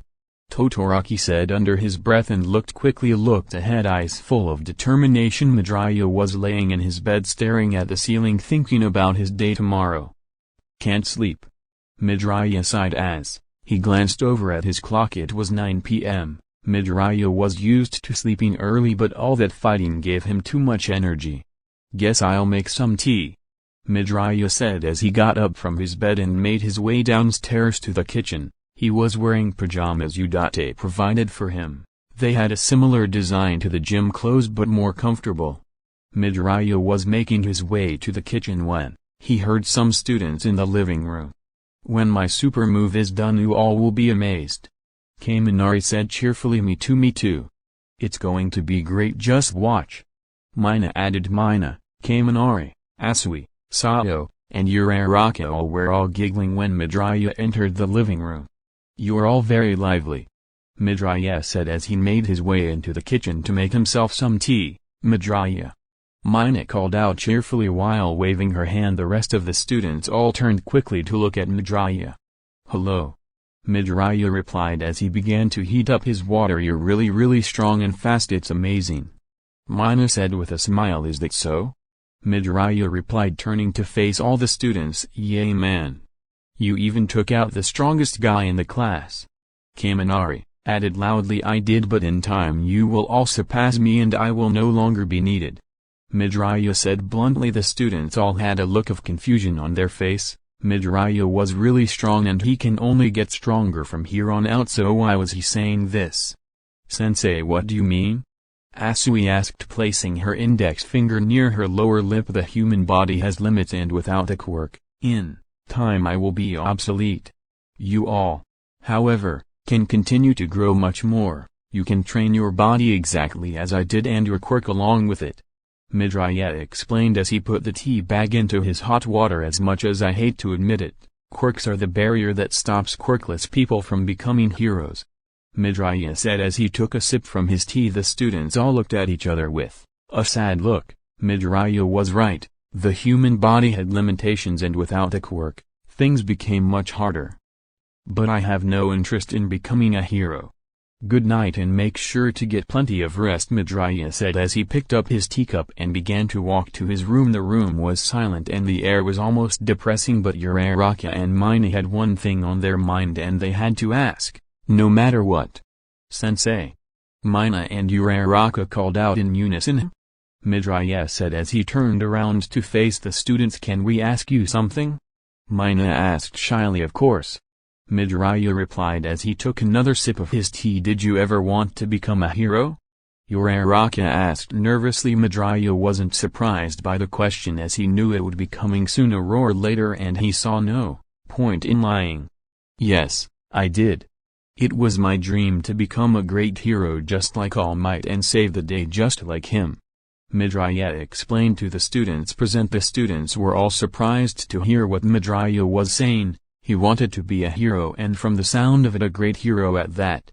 Well, why didn't you? Uraraka asked quickly. Reality is often all I'm going to say on that topic. Good night. Midoriya said as he turned around and made his way up the stairs. The room grew silent once more as the students all felt a sudden wave of sadness come over them for some reason. They all went to bed not long after. Thoughts of Midoriya and what he said filled their minds. The next day at 9 a.m. Midoriya was in the living room waiting patiently for his mother Inko to visit him. As for the students, most of them went out together, leaving only a select few that didn't want to go back. Should I make some food? Midoriya asked himself as he laid back into the couch with a sigh, making himself more comfortable. Good morning. Aizawa greeted in a groggy voice. Good morning, Aizawa, Midoriya replied as he turned to face the tired man who looked like shit. Midoriya said with a short smile, shut up, I'm just tired and I only came down to get some food. Aizawa replied quickly as he opened the fridge in the kitchen and began to take out food. Of course, whatever you say. Midoriya said as he laid back on the couch. Your mother is coming today, yes? Aizawa asked as he closed the fridge. Yeah, I'm just waiting for her. Midoriya replied, I see, well, have fun and good night, Aizawa said as he dragged his feet up the stairs carrying a plastic bag full of food. Midoriya waited patiently in the living room for another 15 minutes until his mother finally arrived. Izuku. Inko greeted happily as she ran and hugged her son warmly. Hi mom, how are you? Midoriya replied with a smile as he returned her hug. I'm perfectly fine, but how are you? Is you cool? Inko asked with a big smile as she sat down at the couch. It's very interesting and it seems no one's out to kill me, so that's good. Midoriya replied as he sat across from his mother. Well, everyone except Bakugo, but it's not all bad. Midoriya explained to Inko. Is that Bakugo still giving you trouble? Inko asked somewhat angrily. Inko knew Bakugo gave her son a hard time and she was aware Midoriya tried to kill himself, but she didn't know the full story of how he got to that point. Yes, but I can defend myself now, mom. Midoriya reassured Inko. Well, don't let him boss you around, Izuku. Inko said firmly as she pulled out 2 bento for Midoriya and herself. I made your favorite. Inko said as she opened the lid and revealed a well-prepared katsudon made just how Midoriya liked it. Katsudon. It's been so long since I've had any. Midoriya replied, feeling a bit melancholy at the sight of the meal. I made it just for you, Inko said with a warm smile. Let me make some tea and we can eat. Midoriya replied with a smile of his own. Midoriya and his mother spoke for hours about his time at Udate and what Midoriya went through during his time with the Villain League and his training with Stain. Midoriya saw no point in lying to his mother about his past. She deserved to know the truth after all that she went through. Inko was sad to hear what her son went through, but whenever she felt like breaking down she reminded herself that Midoriya was now in front of her once again and under the watchful eye of Yue. I can't believe you went through all of that. Inko said, showing her sadness. I'm sorry for putting you through that, mom. Midoriya replied with a sad smile. It's okay, Izuku, I'm just glad you're safe now. Inko said as she took a sip of her tea. Before Midoriya could speak, his mother asked the question he knew was coming. Izuku, can you tell me why you tried to kill yourself? Inko asked, barely able to choke out those last few words. Yes, of course, Midoriya said as he took a deep breath and began to tell his mother about the bullying he endured from everyone around him. Why didn't you tell me? Inko asked as she began to tear up. I didn't want you to worry, but looking back, if only I had told you, none of this would have happened. Midoriya said as he scolded himself. That's right, you should have told me, but I know it's not that easy, Izuku. Inko said as tears rolled down her cheeks. Bakugo was my main tormentor and he was the one that finally pushed me over the edge. Midoriya continued his story. Inko was aware now that Bakugo was Midoriya's main bully, but what she didn't know was the full extent of his abuse. Midoriya told Inko about what transpired that day. Bakugo's advice telling him to kill himself and All Might's dream-crushing words about Midoriya not being able to ever become a hero. I can't. Inko couldn't speak. She couldn't believe her best friend's son did such a thing. Midoriya got up and got his mother a glass of water. Inko took a sip and calmed herself down. I can sort of understand why All Might said that, but Bakugo, Inko said as her voice shifted to anger at the sound of Bakugo's name. Bakugo now is, from what I've seen, a bit more docile than before, so it's not as bad. Midoriya explained to Inko. Inko and Midoriya began to talk about how their week went when a certain blonde boy appeared. Bakugo, is that you? Inko asked almost angrily as she saw the blonde boy walk by. Bakugo quickly turned and almost said something rude until he noticed it was Inko. Oh. Hello, Mrs. Midoriya. Bakugo greeted in a rather calm tone. Midoriya wasn't surprised by Bakugo's current attitude. He was rude towards everyone except Midoriya's mom for some reason. I don't want to hear it, Bakugo, Inko said, giving the boy a cold stare. When will you apologize for what you did? Inko shouted as she began to tear up. Bakugo stood silently in the middle of the room staring at the floor. I'm sorry, Bakugo said as he closed his right hand tightly. I don't want your apology. Apologize to my son. Inko shouted, tears rushing down her face. It wasn't in Bakugo's nature to apologize or ask for help, but he knew deep down it was the right thing to do. Mom, please, Midoriya said, standing up from the couch. No, Izuku, he needs to apologize for what he did to you. Inko retorted quickly. Bakugo is clearly in the wrong, but I don't expect or need an apology from him. Midoriya explained as he turned to face his mother, but Inko said before she was interrupted by Midoriya, the only people I care for aside from myself is you, so please don't worry about it. Please. Midoriya said as he grabbed his mother's hands. Fine for you, but until Bakugo apologizes I will never forgive him. Inko sighed as she calmed herself down. Bakugo was still standing silently, listening to the things Midoriya and Inko were talking about in front of him when he finally spoke up. Grrr. Sorry.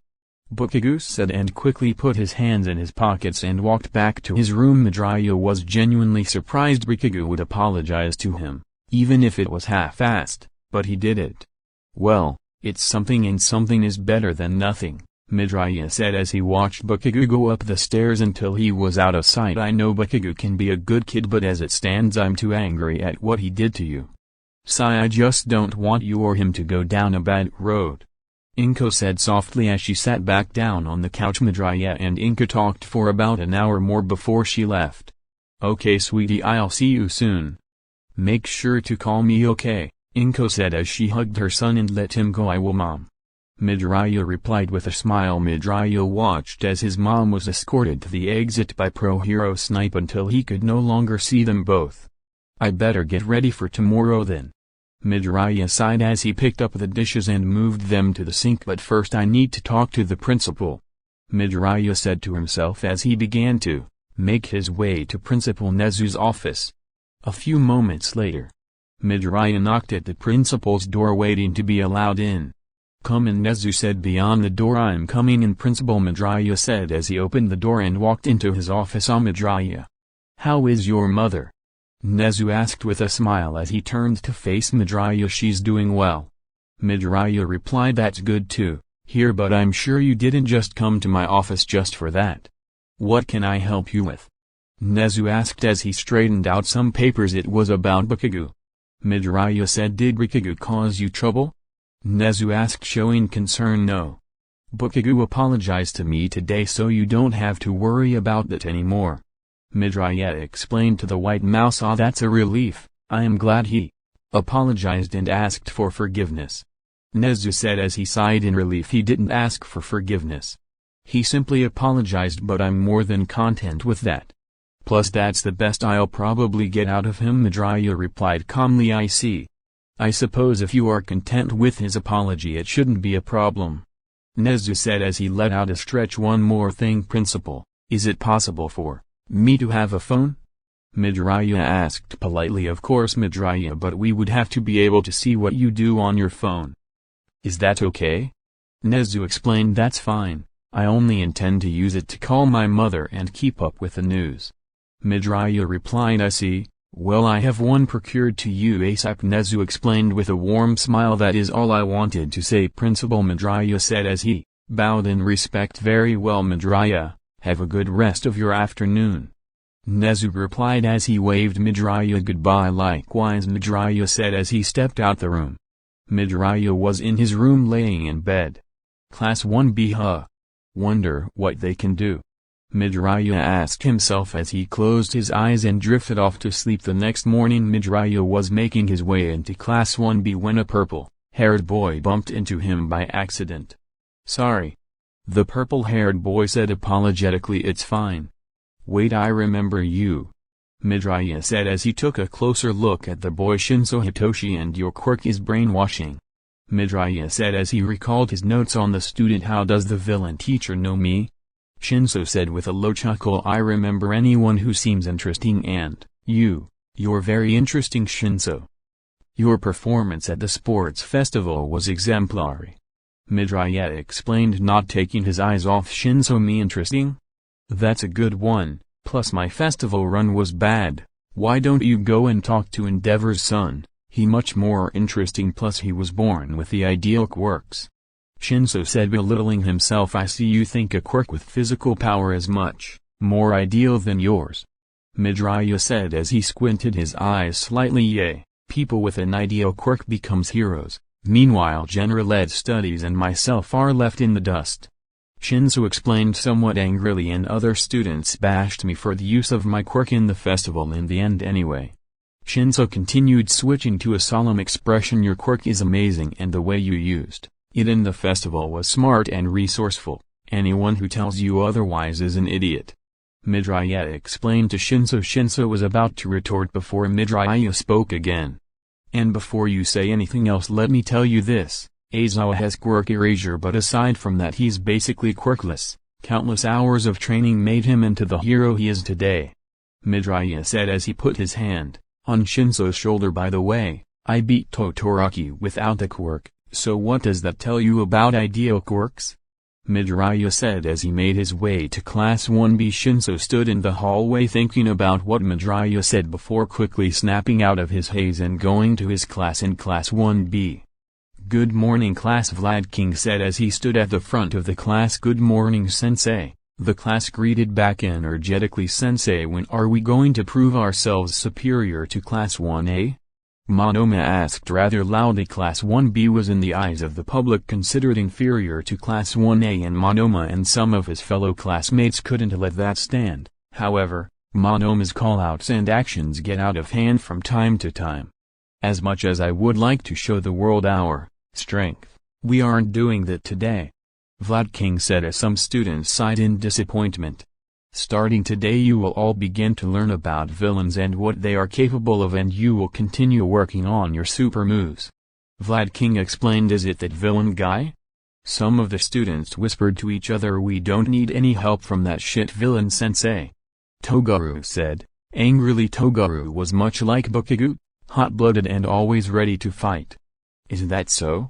Midoriya asked as he entered the room. Midoriya is his name, Togaru, and you all better remember it starting from today, Vlad King explained. The class grew silent at the sight of Midoriya until Togaru spoke. Yay, we don't need you, Togaru stated angrily. Oh? And why is that?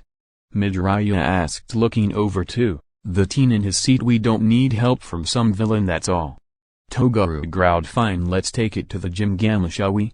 Midoriya said in his usual bored tone. If it's alright with you, of course, Vlad King, Midoriya said as he turned to face Vlad King. It's fine, I planned on taking us there anyway, Vlad King replied quickly. They need to learn these things whether they like it or not, Vlad King said to himself. Right, all of you meet in Gamma Gym in your hero costumes, Vlad King announced as he grabbed his clipboard. Alright, I get to pound this guy, Togaru said full of excitement. Class 1A was wondering where Midoriya was since he was always with Aizawa. The students were working on their super moves in Gamma Gym. Hey, do you know where Midoriya is? Kirishima asked. Kaminari, nah man, it's kinda weird not seeing him around, Kaminari replied as he looked around the gym. Mina had overheard their conversation and made her way over to the two boys. Midoriya isn't here, do you guys think something happened to him? Mina asked the two boys. "I think he's fine, that guy is tough," Kirishima said as he slapped his biceps jokingly. "Well, we could just ask Aizawa where he is," Kaminari suggested. "Let's do it," Mina replied quickly as she pulled Kaminari over to Aizawa, who was observing the student. "Sensei," Mina called out to Aizawa. "What is it?" Aizawa asked. "Where is Midoriya-sensei?" Mina asked cheerfully. "Midoriya is..." Aizawa was about to explain when he was interrupted by Class 1B entering Gamma Gym. "Time's up, Class A. Today we arranged TDL to use this gym this afternoon," Vlad King announced as the rest of the students poured in. "So make haste to race ahead," Vlad King said as he walked over to Aizawa. "We still have a few minutes left and I plan to use all the time we can get." Aizawa replied, "Hey Class A, did you hear? They say half the people who take the provisional exam fail." Monoma explained loudly. "So, why don't you just go ahead and lose for us, Class A?" Monoma sneered. The altercation went on for about a few more minutes and Monoma was disappointed to hear that they would all be taking different exams at different places. "So where is he?" Aizawa asked Vlad King. "He should be arriving soon," Vlad King replied, and like clockwork, a white-suited individual entered the gym. The students were all invested in their own conversations to notice the person entering the gym. "I don't like these colors," Midoriya said as he looked down at his temporary costume. "I would guess not," Aizawa replied with a low chuckle. Midoriya's costume was still being repaired after being blown to pieces after his fight with Todoroki, so he was given a temporary costume. The costume was bright white with gray stripes much like his old costume, and a scarf much like Aizawa's was wrapped around his neck. "Hey, who's that?" Kendo asked as she caught Kaminari and Kirishima's attention. Midoriya was walking over to Toguro when everyone began to turn in his direction. "Hey girls, who is that guy?" Mina asked the Class 1A girls who were talking amongst themselves. "Midoriya wants to show Toguro and my class why they need to receive his teachings," Vlad King explained to Aizawa. "I see. This will be a demonstration then," Aizawa replied. "Somewhat," Vlad King said as he slightly shrugged his shoulders. "Toguro," Midoriya said as he caught the boy's attention. "Huh, who are you?" Toguro asked in his angry tone. "It's me," Midoriya replied as he moved the scarf that was covering his part of his face. "That's Midoriya?" Class 1A exclaimed in unison. "He looks like a cool hero in that costume," Kirishima said as he made his way over to Midoriya. "Yeah. He looks like a pro," Mina said as she ran over to Midoriya. "Where were you?" Mina asked with a pout. "I'm going to start teaching Class 1B and Class 1A now," Midoriya explained as he turned to look at Class 1B. Mina replied with a pout. "Just when I thought we were special," Jiro said jokingly. Bakugo avoided eye contact with Midoriya and kept on working on his super move. "Speaking of," Midoriya said as he signaled Vlad King in the distance. "Alright everyone, clear out and get off to the sides, except Midoriya and Toguro." Vlad King ordered. All the students made their way to the sides of the gym as Vlad King instructed. "I'm going to crush you," Toguro said as he took his side of the gym. Sure, try your best," Midoriya replied as he let out a short yawn. Toguro growled at how disinterested Midoriya was. "He's looking down on me," Toguro said to himself angrily. Toguro and Midoriya soon took their positions and waited for one of the teachers to start the fight. "I'm sure our Toguro will win," Monoma stated loudly. "Fight," Vlad King said, commencing the fight. "Come here and eat it," Toguro shouted as he dashed at Midoriya. Togoro's quirk was razor sharp, allowing him to make blades appear out of any part of his body. Midoriya was standing still, he was completely calm and collected. "What's wrong, scared stiff?" Toguro sneered as he made blades appear out of his forearms. Midoriya took a deep breath and took a step forward. Toguro stopped dead in his tracks and felt a shiver go down his spine. Midoriya's demeanor did not change, but the aura around him was cold and full of malice. "What's wrong?" Midoriya asked in a sinister tone. The entire gym felt cold and some students were beginning to get worried for their fellow classmate.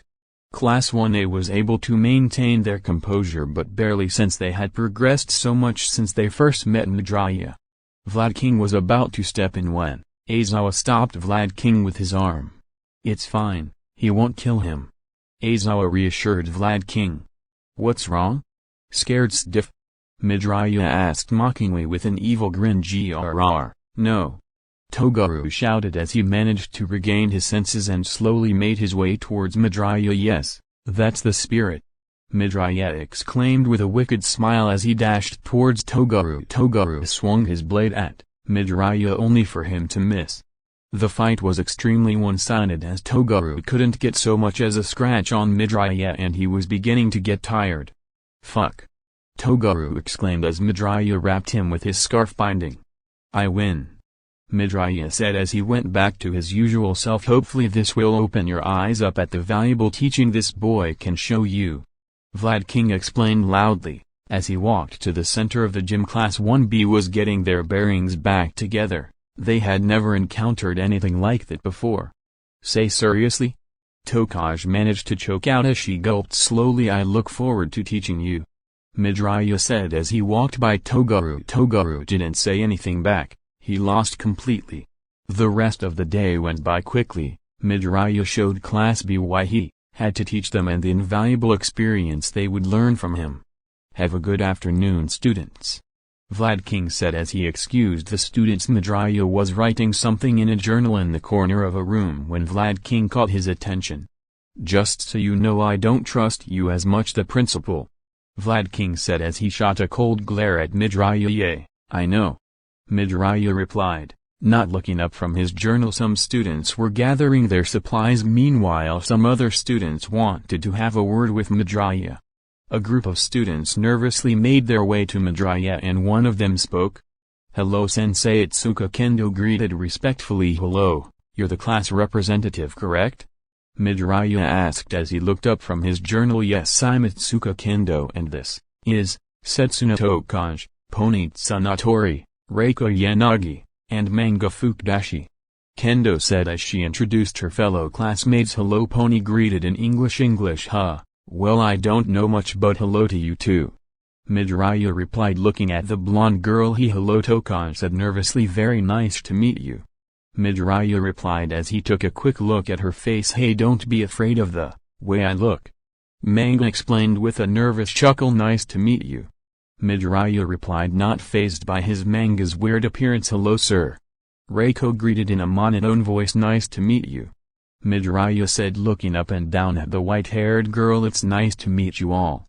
Midoriya replied as he got up from his seat and bowed towards the students. The students were caught off guard and quickly bowed back in response. You all have such interesting quirks. Midoriya said abruptly. Really? Kendo said as she rubbed the back of her head shyly. They are amazing no matter what way you look at it. Midoriya said as he flipped into a page in his notebook. Big Fist, Lizard Tail Splitter, Comic, Horn Cannon, and Poltergeist. I must say they all are interesting quirks. Midoriya explained, showing a hint of enthusiasm. The students were surprised to hear their quirks be known by someone they hardly knew. Midoriya said looking over to the teenager. Yeah?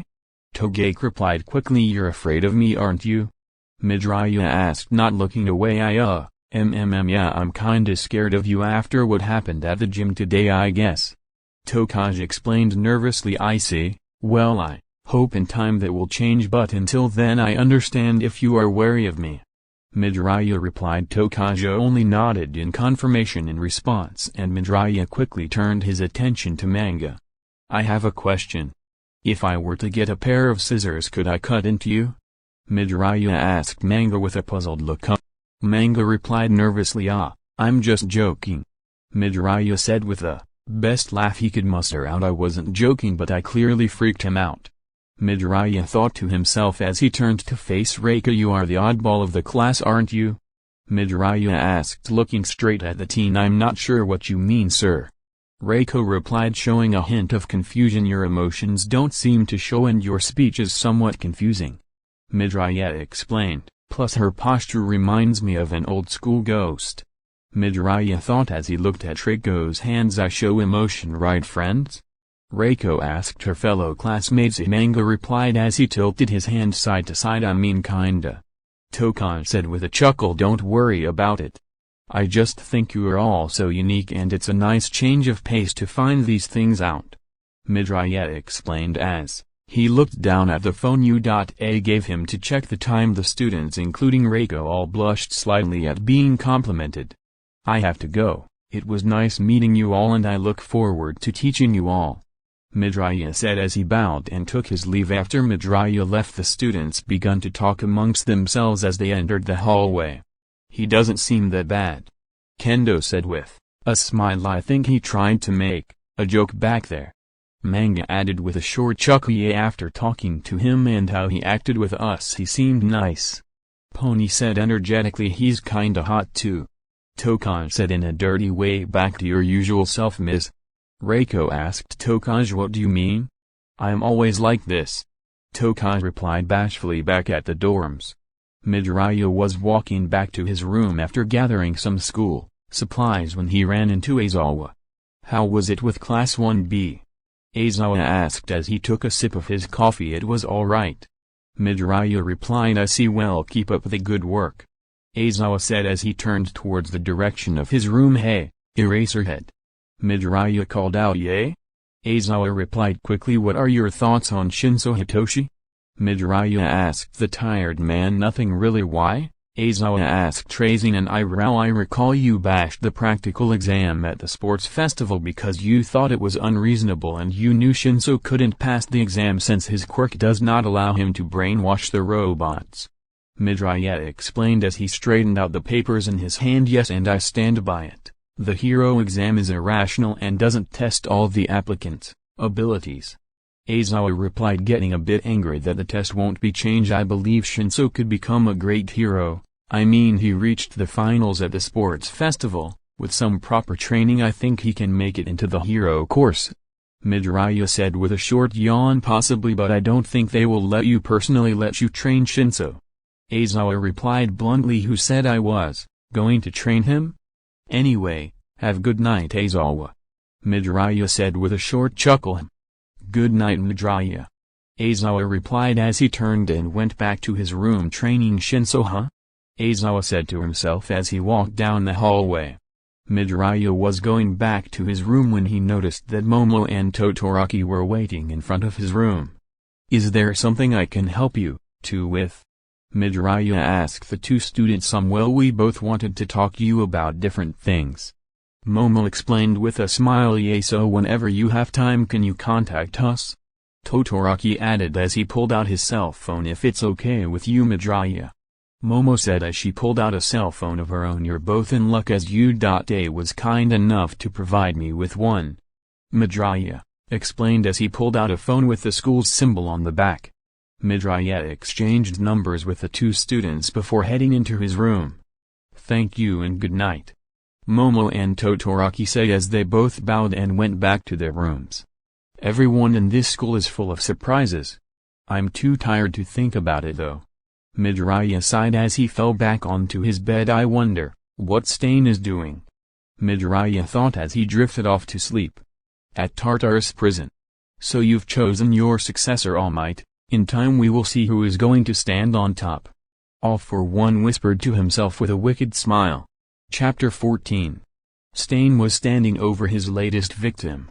Fools like you who wave their power around so casually must be purged, Stain said as he stabbed the criminal who bled out and died a few moments later.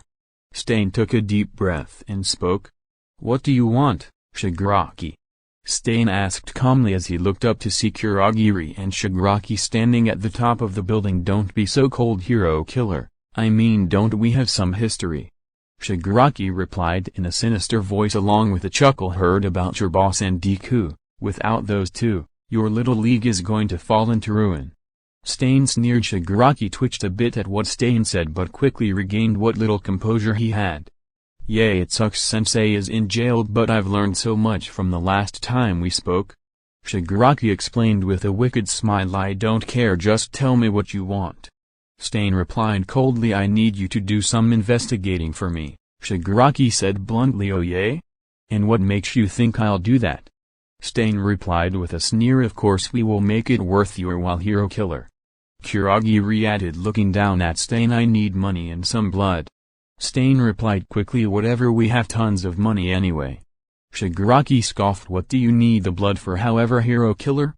Kurogiri asked, intrigued. Just to make killing someone easier. Stain explained as he cleaned some blood off his blades. Very well.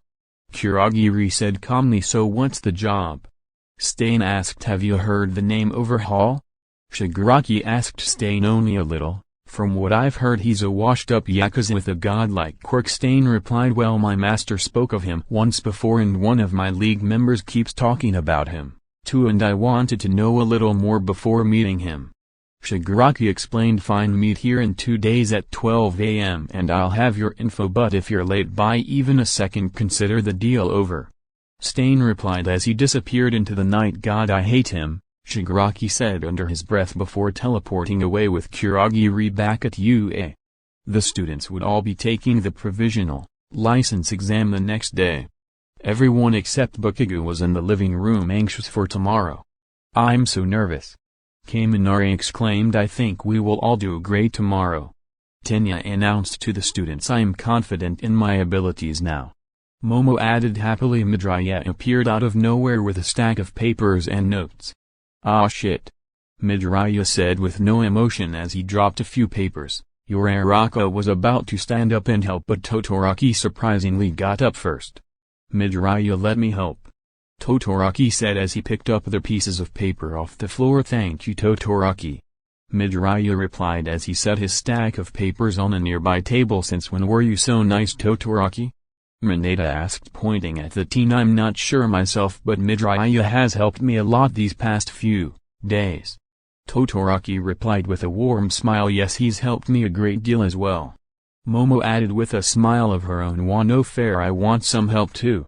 Mina pouted playfully. Araka said, trying to reel in the pink-skinned girl. Midoriya helping out Todoroki sounds so manly.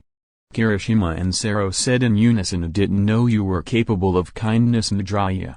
Aizawa said, appearing almost out of nowhere. Sensei. The students exclaimed in unison. There's a shred of humanity in that shell of yours? Aizawa asked jokingly. Midoriya and Aizawa had a weird friendship that involved them insulting each other, plus they both always seemed so disinterested in everything. Shut up, at least I don't sleep throughout an entire day. Midoriya replied. You got me there. Aizawa said, admitting defeat. Why did you help me, Midoriya? Todoroki asked as he looked at Midoriya. Because I'm your teacher, Midoriya said in a serious tone and got up. Everyone including Aizawa grew silent at those words. They felt so real. You all should go to bed. Tomorrow is going to be a big day. Midoriya explained to the students. He's right, you need as much rest as possible. Aizawa followed. Hokage said with a big smile. The rest of students cleaned up and talked a bit more and went off to their rooms. Midoriya went to his room not long after and Udatte went to sleep. On a random street in Hazu. Kai Chizaki aka Overhaul. Stain said under his breath as he followed the crime lord. Chizaki was walking down the street with 2 men at his side. An antisocial sociopathic, misophobe who believes quirks are a plague. Stain said under his breath as he watched Chizaki from a building. Stain was trailing Chizaki until he was spotted by Chizaki himself. Chizaki didn't change his expression, he only signaled Stain over to him. No point in bailing now. Stain sighed as he watched Chizaki and his 2 men walk into an alley. Stain quickly made his way over to the alleyway and confronted Chizaki. This alley is filthy, Chizaki said in a disgusted tone. You chose it. Stain replied calmly. Let's make this quick, I can't stand being here. Hero killer, why are you trailing me? Chizaki asked quickly. Someone paid me to observe you for a bit. Stain replied as he slowly moved his hand to his katana. I see. Hero killer. Stain, may I ask who hired you? Chizaki asked as moved, his left hand close to his right. I won't get paid if I say, but don't worry, it's just recon. Stain explained as he quickly looked at the 2 other villains. I could pay you more, you know. Join me and I will put you to good use. Chizaki said as he extended his hand towards Stain. Thanks, but no thanks, I work better alone, besides me and the Yakuza don't get along. Stain said as he loosened his grip on his katana. There was a short silence until Chizaki spoke up. You know, it's a shame. I did not expect Deku to be arrested. He would be an invaluable pawn. Chizaki sighed as he scratched the back of his head. Stain tightened his grip on the blade. Deku has nothing to do with this, so you better leave him out of this. Stain said menacingly. I know you care for him, hero killer, and doing something to him would surely mean you would come after me. No, I simply found it a waste since he was clearly someone who would have fit right in my group. All his knowledge plus experience of his caliber is quite rare to find. Chizaki explained calmly. So how is this going to end? Stain said, ignoring Chizaki's comments on Midoriya. That depends on you. Chizaki sighed as he stared down Stain. I think I'll leave you be for now. Stain replied quickly as he quickly vanished into the darkness. Good choice. Chizaki said as he signaled his two members to move. Besides, his research is what is going to change the world. Chizaki said as he chuckled under his breath. Flashback. In other news, the main base of the League of Villains is no longer under investigation, and it's safe to say we won't be seeing these villains anytime soon, the news reporter said with a big smile. Chizaki was walking with his hands in his pockets and he subtly sneaked into the apartment next to the League's base. Chizaki soon stood in front of a burnt door. Deku was smart to torch his room before going to the League's base and using the battle as cover as an excuse to destroy his research. Chizaki said under his breath as he opened the door and stepped inside. The room was burnt to a crisp. Any and all documents were burned along with computer drives and weapons. These fools were so busy with the League they overlooked the most important member. Chizaki said as he used his quirk to make the burnt bed turn to dust. Chizaki slowly began to destroy every single thing in the room when he finally made all the carpet disappear to reveal wood, tile floor. Where is it? Where did you hide it? Chizaki said to himself angrily. Chizaki had been searching Midoriya's room for over 3 hours when he finally noticed a microscopic crack in the floor. Found you. Chizaki sighed with a smile as he lifted the crack and was surprised to see a notebook instantly combust into flames, causing it to turn to dust instantly. Now that's smart. You rigged it to combust if someone besides you opened the crack a certain way. Chizaki chuckled as he stared at the dust on the floor. You really are a cut above the rest. Chizaki said as he took off his glove and touched the dust and began to reassemble the notebook back to its original form. Thank you, Deku. Your discovery will surely help me change the world. But don't worry, in return I won't cause you any trouble as long as you don't get in my way, that is. Chizaki said with a big smile as he opened the notebook and glanced at the first page. The title simply said Project Number 235, Project Privation. Flashback end. 8 a.m. The Class 1A students were all on the bus making their way to the provisional exam license location. Midoriya and Aizawa sat at the front of the bus and were sleeping, but the students were all full of energy. Man, those two can really sleep. Uraraka chuckled. I want a closer look at how Midoriya looks like when he's not so bored. Mina whispered to Uraraka as she stood up from her seat and slowly made her way to Midoriya. Please sit down. Midoriya said loudly, not even bothering to turn around to face the student hall. You're no fun. Mina pouted. Was he even sleeping? Jiro said jokingly. It wasn't long till the bus arrived at its destination. Alright, we're here at National Takeoba Arena, Aizawa said as he took the front of the bus and allowed the students out. Man, I still don't know what this test is about. Can we really get our licenses? Mineta said nervously. It's not a matter of can, but will. Aizawa said to Mineta, earn these licenses and you will all no longer be eggs but hatchlings, a semi-pro. Aizawa explained to his students, I'm sure you all can do it. Midoriya said to the class, you have to put a little more enthusiasm into it, sensei. Kaminari said with a chuckle, enthusiasm. I forgot how to express myself that way. Midoriya said to himself as he looked up at the blue sky. Well, guys, it's time for our cheer, Kirishima said loudly. Plus. All the students said in unison. Ultra. A tall student interrupted loudly. It's bad manners to intrude in their huddle, Inasa. Another student said, I am so sorry. Inasa apologized as he rammed his forehead into the ground, causing him to bleed. Who is the big ball of excitement? Kaminari asked at Shikutsu. It's one of the few schools that can rival UA. Bukigu explained loudly. I just really wanted to say that. It's an honor to compete against you. I freaking love you guys. Inisa exclaimed. Ah, he's bleeding. A girl from his class noted before following another student. Inisa Yorashi Aizawa said as he looked at the tall student. Know him? Midoriya asked with a small yawn. Yeah, do you know him, sensei? Hagakure asked. He was recommended to you. But he declined and his grades are top-notch too. Aizawa explained. So is he better than Todoroki? Kaminari asked loudly. Recommendations aren't everything, but keep your eyes peeled. Midoriya piped up as he was pulling out the last few suitcases for the students. Thank you, sensei. Momo said as she received her suitcase from Midoriya. So class, don't take your eyes off him, he's the real deal. Aizawa said he likes you. So much, why didn't he join? Sero asked loudly. Yeah, it's a bit weird, Mina replied. Eraser? Is that really you, Eraser? A green-haired woman said loudly as she made her way over to Aizawa. I saw you on TV and at the sports festival. It's been so long since we last met face to face.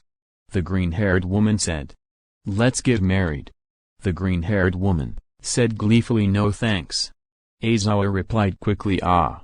Mina said, unable to contain her excitement at what was happening before her. No thanks? Just do it. The lady said with a laugh. You're the same pain in the neck as always. Joke. Aizawa said, annoyed. The hero joke. Her quirk is outburst everyone. Midoriya explained to the class in his usual bored tone. And who is this? It's like a small you. Joke said with a smile. This is Midoriya, he's teaching our students as well. Aizawa explained. I heard a lot about you, so how about you and me get married instead? Joke said as she let out a hearty laugh. No thanks. Midoriya replied bluntly. Oh, that's no fun. Joke said as she used her quirk at minimum capacity on Midoriya. Joke was expecting Midoriya to laugh, but there was no reaction, and as a result, she turned up the quirk to its max. Ha. Ha ha. Ha ha ha.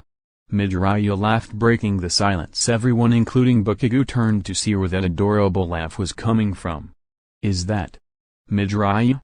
The class asked in unison. Midoriya had a cute laugh. His eyes were no longer dead and his eyes grew big and wide and his face glowed. He was cute to say the least. Midoriya looked so cute. The whole class said together. Bakugo was frozen in place. It had been ages since he last saw that smile, and seeing Midoriya's usual demeanor do a 180 caught him off guard. Ha ha ha. Aizawa, ha ha, make her ha stop before I do.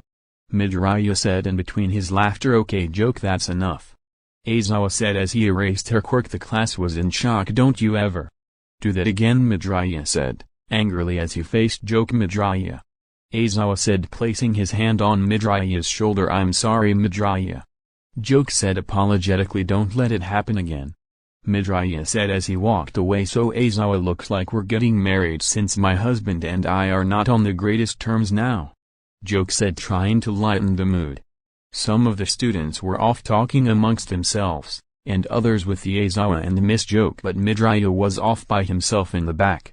He was shaking. God, why? Why am I afraid of that now?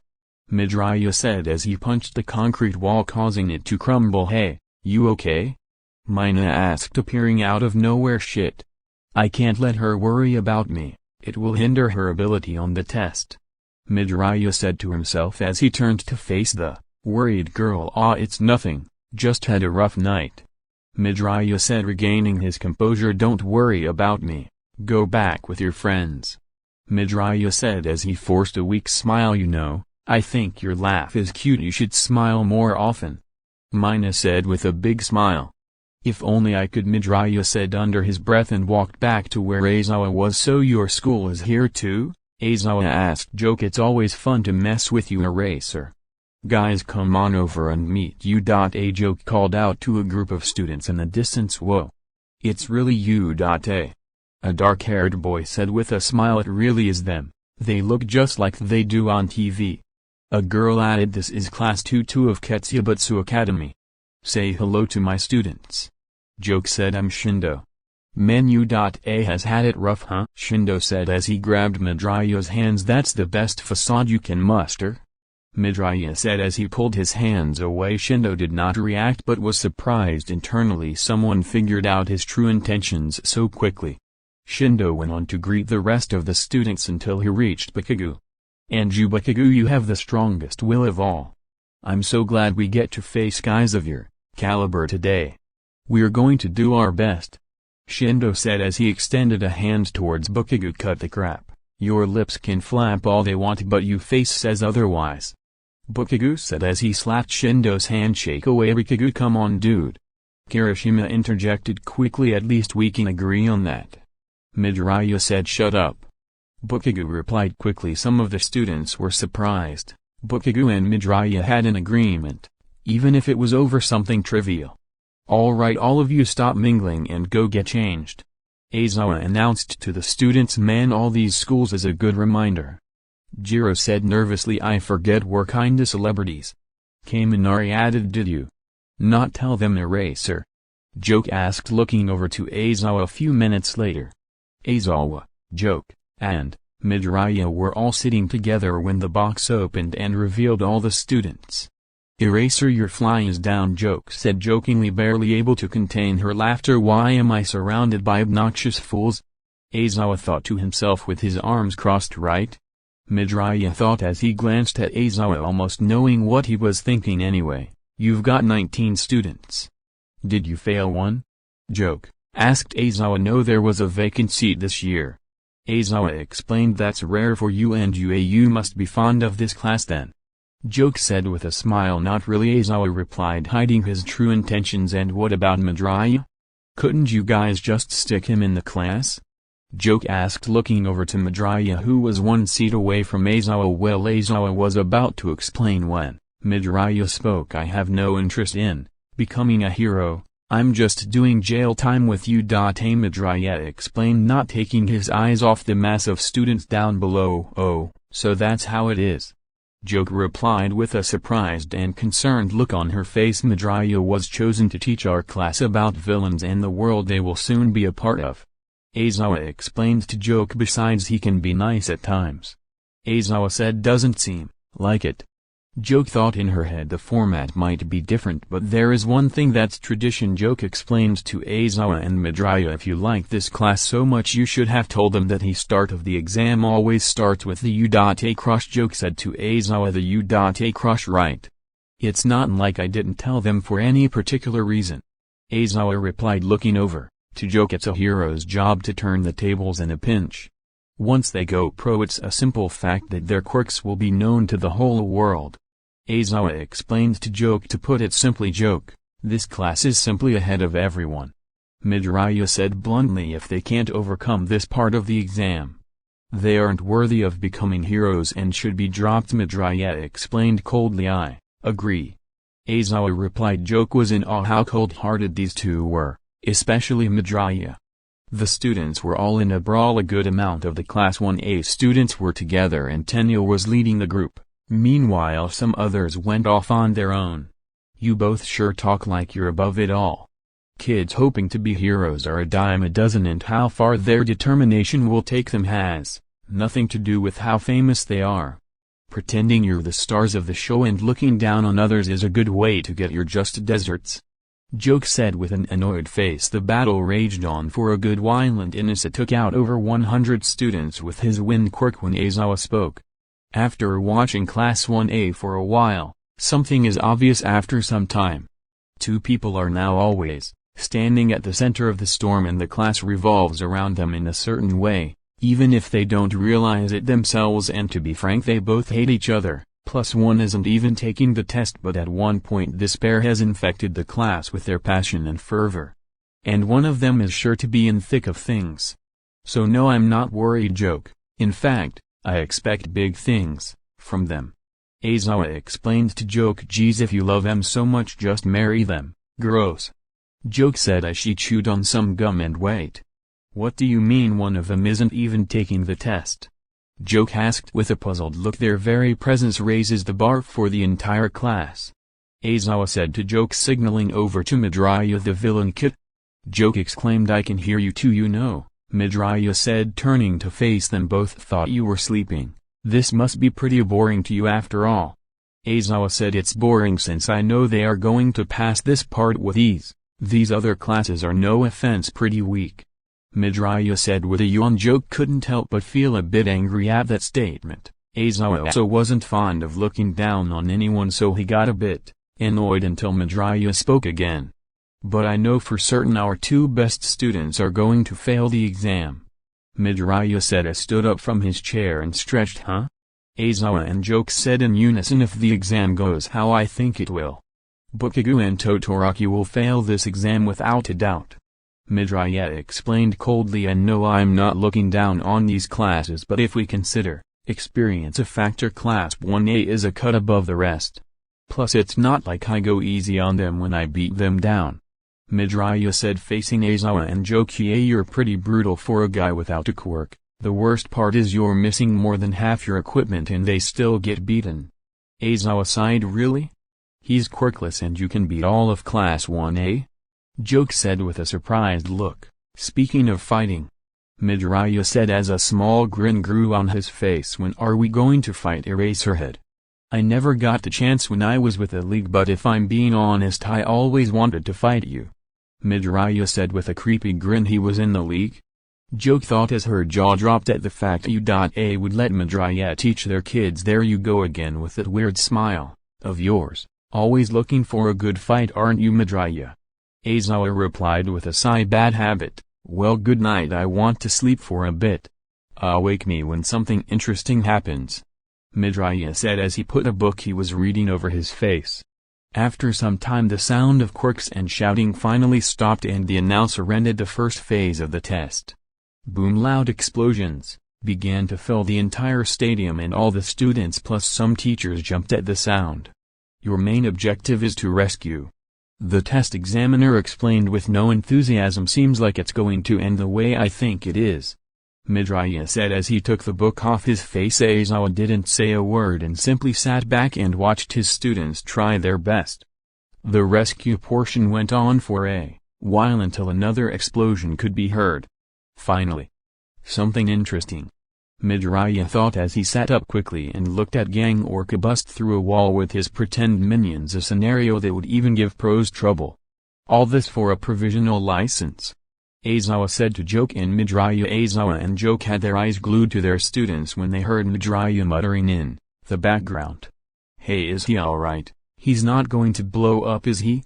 Joke asked Aizawa with a chuckle. Oh, that's something he does from time to time, Aizawa explained. Midoriya, what's on your mind? Aizawa asked Midoriya. Huh? Oh, I was just thinking about what you said about this test, Midoriya replied. About how over the top they are going for a provisional license, Aizawa asked, leaning back in his chair. Exactly. What if this test is to fill in the gap until the next All Might appears? Midoriya explained as he watched Gang Orca terrorize the students. What do you mean? Aizawa asked, intrigued. Think about it. This test so far has revolving around teamwork and cooperation. This generation of heroes will have to work in groups until the next All Might appears, Midoriya explained to Aizawa. You may be right, Aizawa replied, looking over to multiple groups of students working together. The fight raged on until a certain pair began to argue on the battlefield. Here is where Todoroki will fall. This Shikatsu boy will fall with him as well, Midoriya said, directing his attention to the two students. What do you mean, both of them? Joke asked Midoriya when that boy introduced himself to the class. His eyes were full of hatred when he saw Todoroki. Midoriya explained to Joke. Why will they both fail though? Joke asked again. Personal problems are going to hinder their ability to perform in a heroic manner, Midoriya replied bluntly. And Bukage? Aizawa asked. Oh, he's just not suited to help others yet. Hell of a fighter though, Midoriya explained. Ah.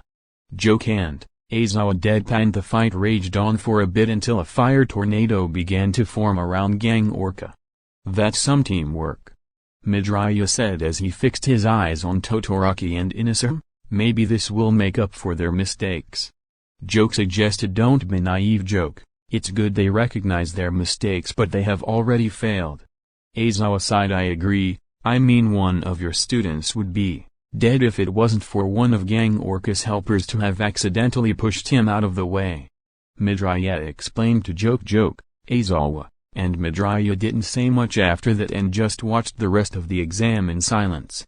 Bzzzt, the event was over and the exam ended as abruptly as it started. Well, we should get down there. Aizawa sighed as he got up from his seat and began making his way to the area where the students will be shown their results. You and Eraserhead are very similar. Joke said with a smile as she followed behind Aizawa and Midoriya. I don't think so.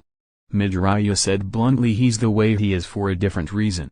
Aizawa explained in a somewhat solemn tone. I only heard half of the story of this kid but I thought it was all fake. Joke thought as she glanced at Midoriya's arms which were covered in scars. All the teachers and students soon reached the billboard which had the students' results posted and the announcer soon explained how the students were graded. After his speech was finished all the students frantically searched their names. Midoriya, I passed mine, it called out as she pointed at the board. I see. Congratulations, I didn't doubt you for a second.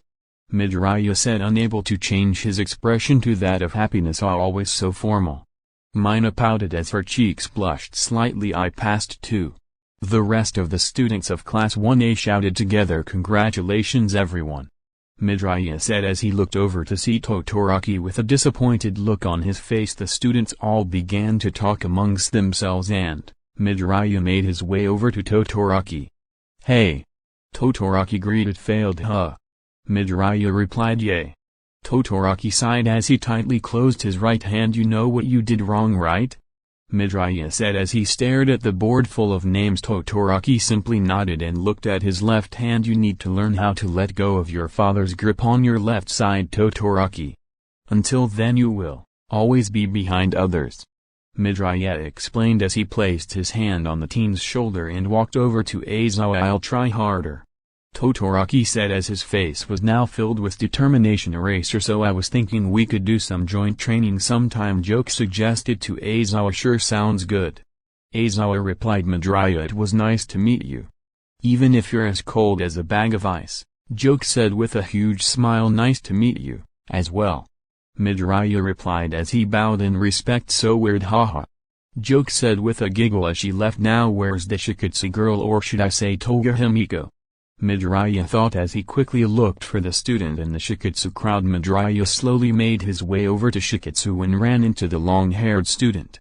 Hey, is there any way I can speak to the girl with pursed lips in your group? Midoriya asked politely. Oh, Kami? She said she wasn't feeling well and took a taxi to the train station. The hairy teen explained. I see. Well, thank you and have a good afternoon. Midoriya said as he made his way back to Aizawa. Toga, don't you dare ruin what I've got going here with you. A and my mother. Midoriya thought as he slowly walked back, because if you do, I'll kill you all, Midoriya said under his breath as his eyes shifted to anger. Back at the U.A dorms the students were all resting up in the living room and Aizawa went to bed, only leaving Midoriya with them. Oh man, I was so nervous. Kaminari exclaimed. Yay. Kota said shyly. I couldn't even breath. Mineta shouted. At least we made it through the day and that's all that matters. Momo sighed. Midoriya and Todoroki were having a lengthy conversation in the back away from all the students. Wonder what they are talking about. Yoraraka said looking over to the two boys. Yeah, he's so nice to Todoroki. Mina said with a puff. So it seems. Tokoyami added. Now that some time has passed, what do you all think of Midoriya? Tenya asked the students. I think he means well, Asui said quickly. I mean, he helped me think of an idea for my support item, so that makes his cool in my book. Kaminari explained. He makes me sweets sometimes. Mina said loudly. Ha. The students said in unison. Yay, sometimes I get thirsty in the middle of the night and Midoriya is here writing something down and he asks if I want some sweets. Mina explained with a smile. Really? Yoraraka blurted out, to which she blushed. He's brainwashing you with candy, Mina. Mineta blurted out. No, he isn't, Mineta. Mina retorted quickly. Mina's laughter and smile quickly dissipated, however. But sometimes I come down here and every once in a while. Midoriya's face is full of sadness and anger. Mina said with a sigh. The students went silent until Mina broke the silence. I know. We should throw him a little party. Mina suggested. Happily, that sounds good, Kirishima replied. I shall make the party sparkle. Aoyama added, quickly leave the food to me. Sato said with a smile. The students all began to shall make the party sparkle. Aoyama added, quickly leave the food to me. Sato said with a smile. The students all began to list off that would be bringing when Midoriya and Todoroki made their way back. Alright, you all should get to bed soon. I'll clean up here, don't worry. Midoriya said as he began to clean up the kitchen. 1 hour later. Some students had gone to bed and some others were still loitering around the living room. Yo, meet me out front later. We gotta talk about your work. Bukagoo said angrily as he walked by Midoriya. Midoriya sighed as he watched Bukagoo step outside into the darkness. I've never used them. And I'll never fucking use them, Midoriya said angrily as he slowly made his way out.